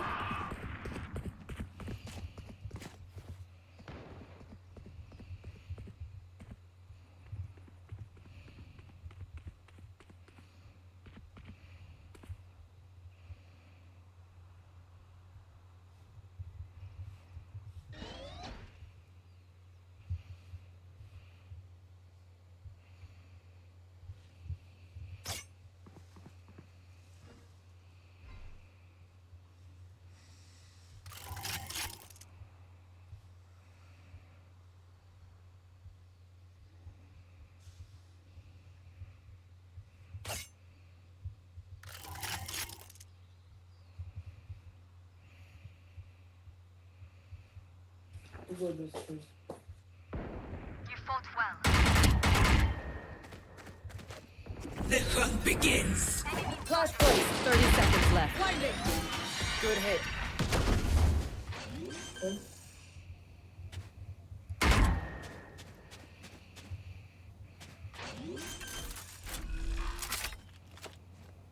Spike planted.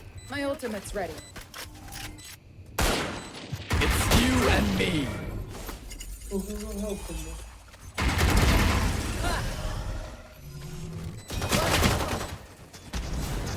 Enemy spotted C. Enemy spotted C. Can't use this yet. Yeah, man, yeah, it's almost like a catch. And, you know, it's almost like you win a trophy yourself. That a person looking and said, man, he became the guy. One So enemy I said remaining. That more people Last player they look at standing. and I think and they smile. Like, not in anger, they smile and say, yeah, man, he became that guy. Wow. Yeah, So when you saw Mike, did you guys talk? Yeah. A week after the fight? Yeah. What did he say to you? Matter of fact, his room was next door to mine, and I didn't know. we came out. We come out at the same time. He looked. Now He we asked me, wait. "Is it all good?" I said, "Yeah." So we get on the elevator together. Whoa! And we come down with the door open. Everybody was shocked. So they were shocked, wondering why we wasn't fighting. Right. And It was just you two in the elevator, or other people as well? Yeah, that's just it. you two in the elevator. Yeah. So Wow. and so I just. Go, go, go!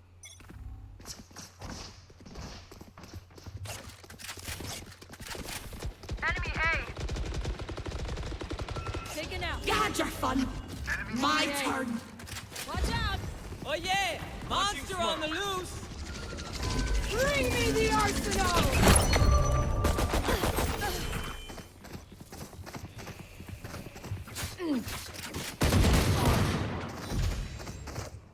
Second part, and they said,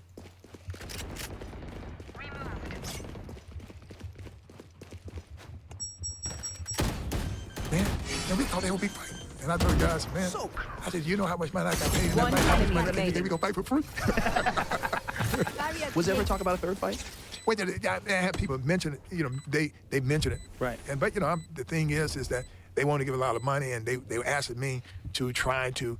And my own thing is that I kind of feel like it's kind of bully for you to ask somebody to fight you again die when when I'm ready. you know you're gonna win again. Right. You know, so the whole big thing is, you know, I didn't think that if Mike wanted to do it, I would have done it, but I wasn't gonna go and ask. I think you've been a bully when you know you're better than somebody and you want to play them in something that you know you're gonna beat them. Right. You know, it's a challenge to somebody challenge you like that. I can come back and beat you, but you know. Just you know, you feel that you better, and so I think it'd be wrong for me to ask it. Right. No, that's amazing. I mean, but that just shows what kind of person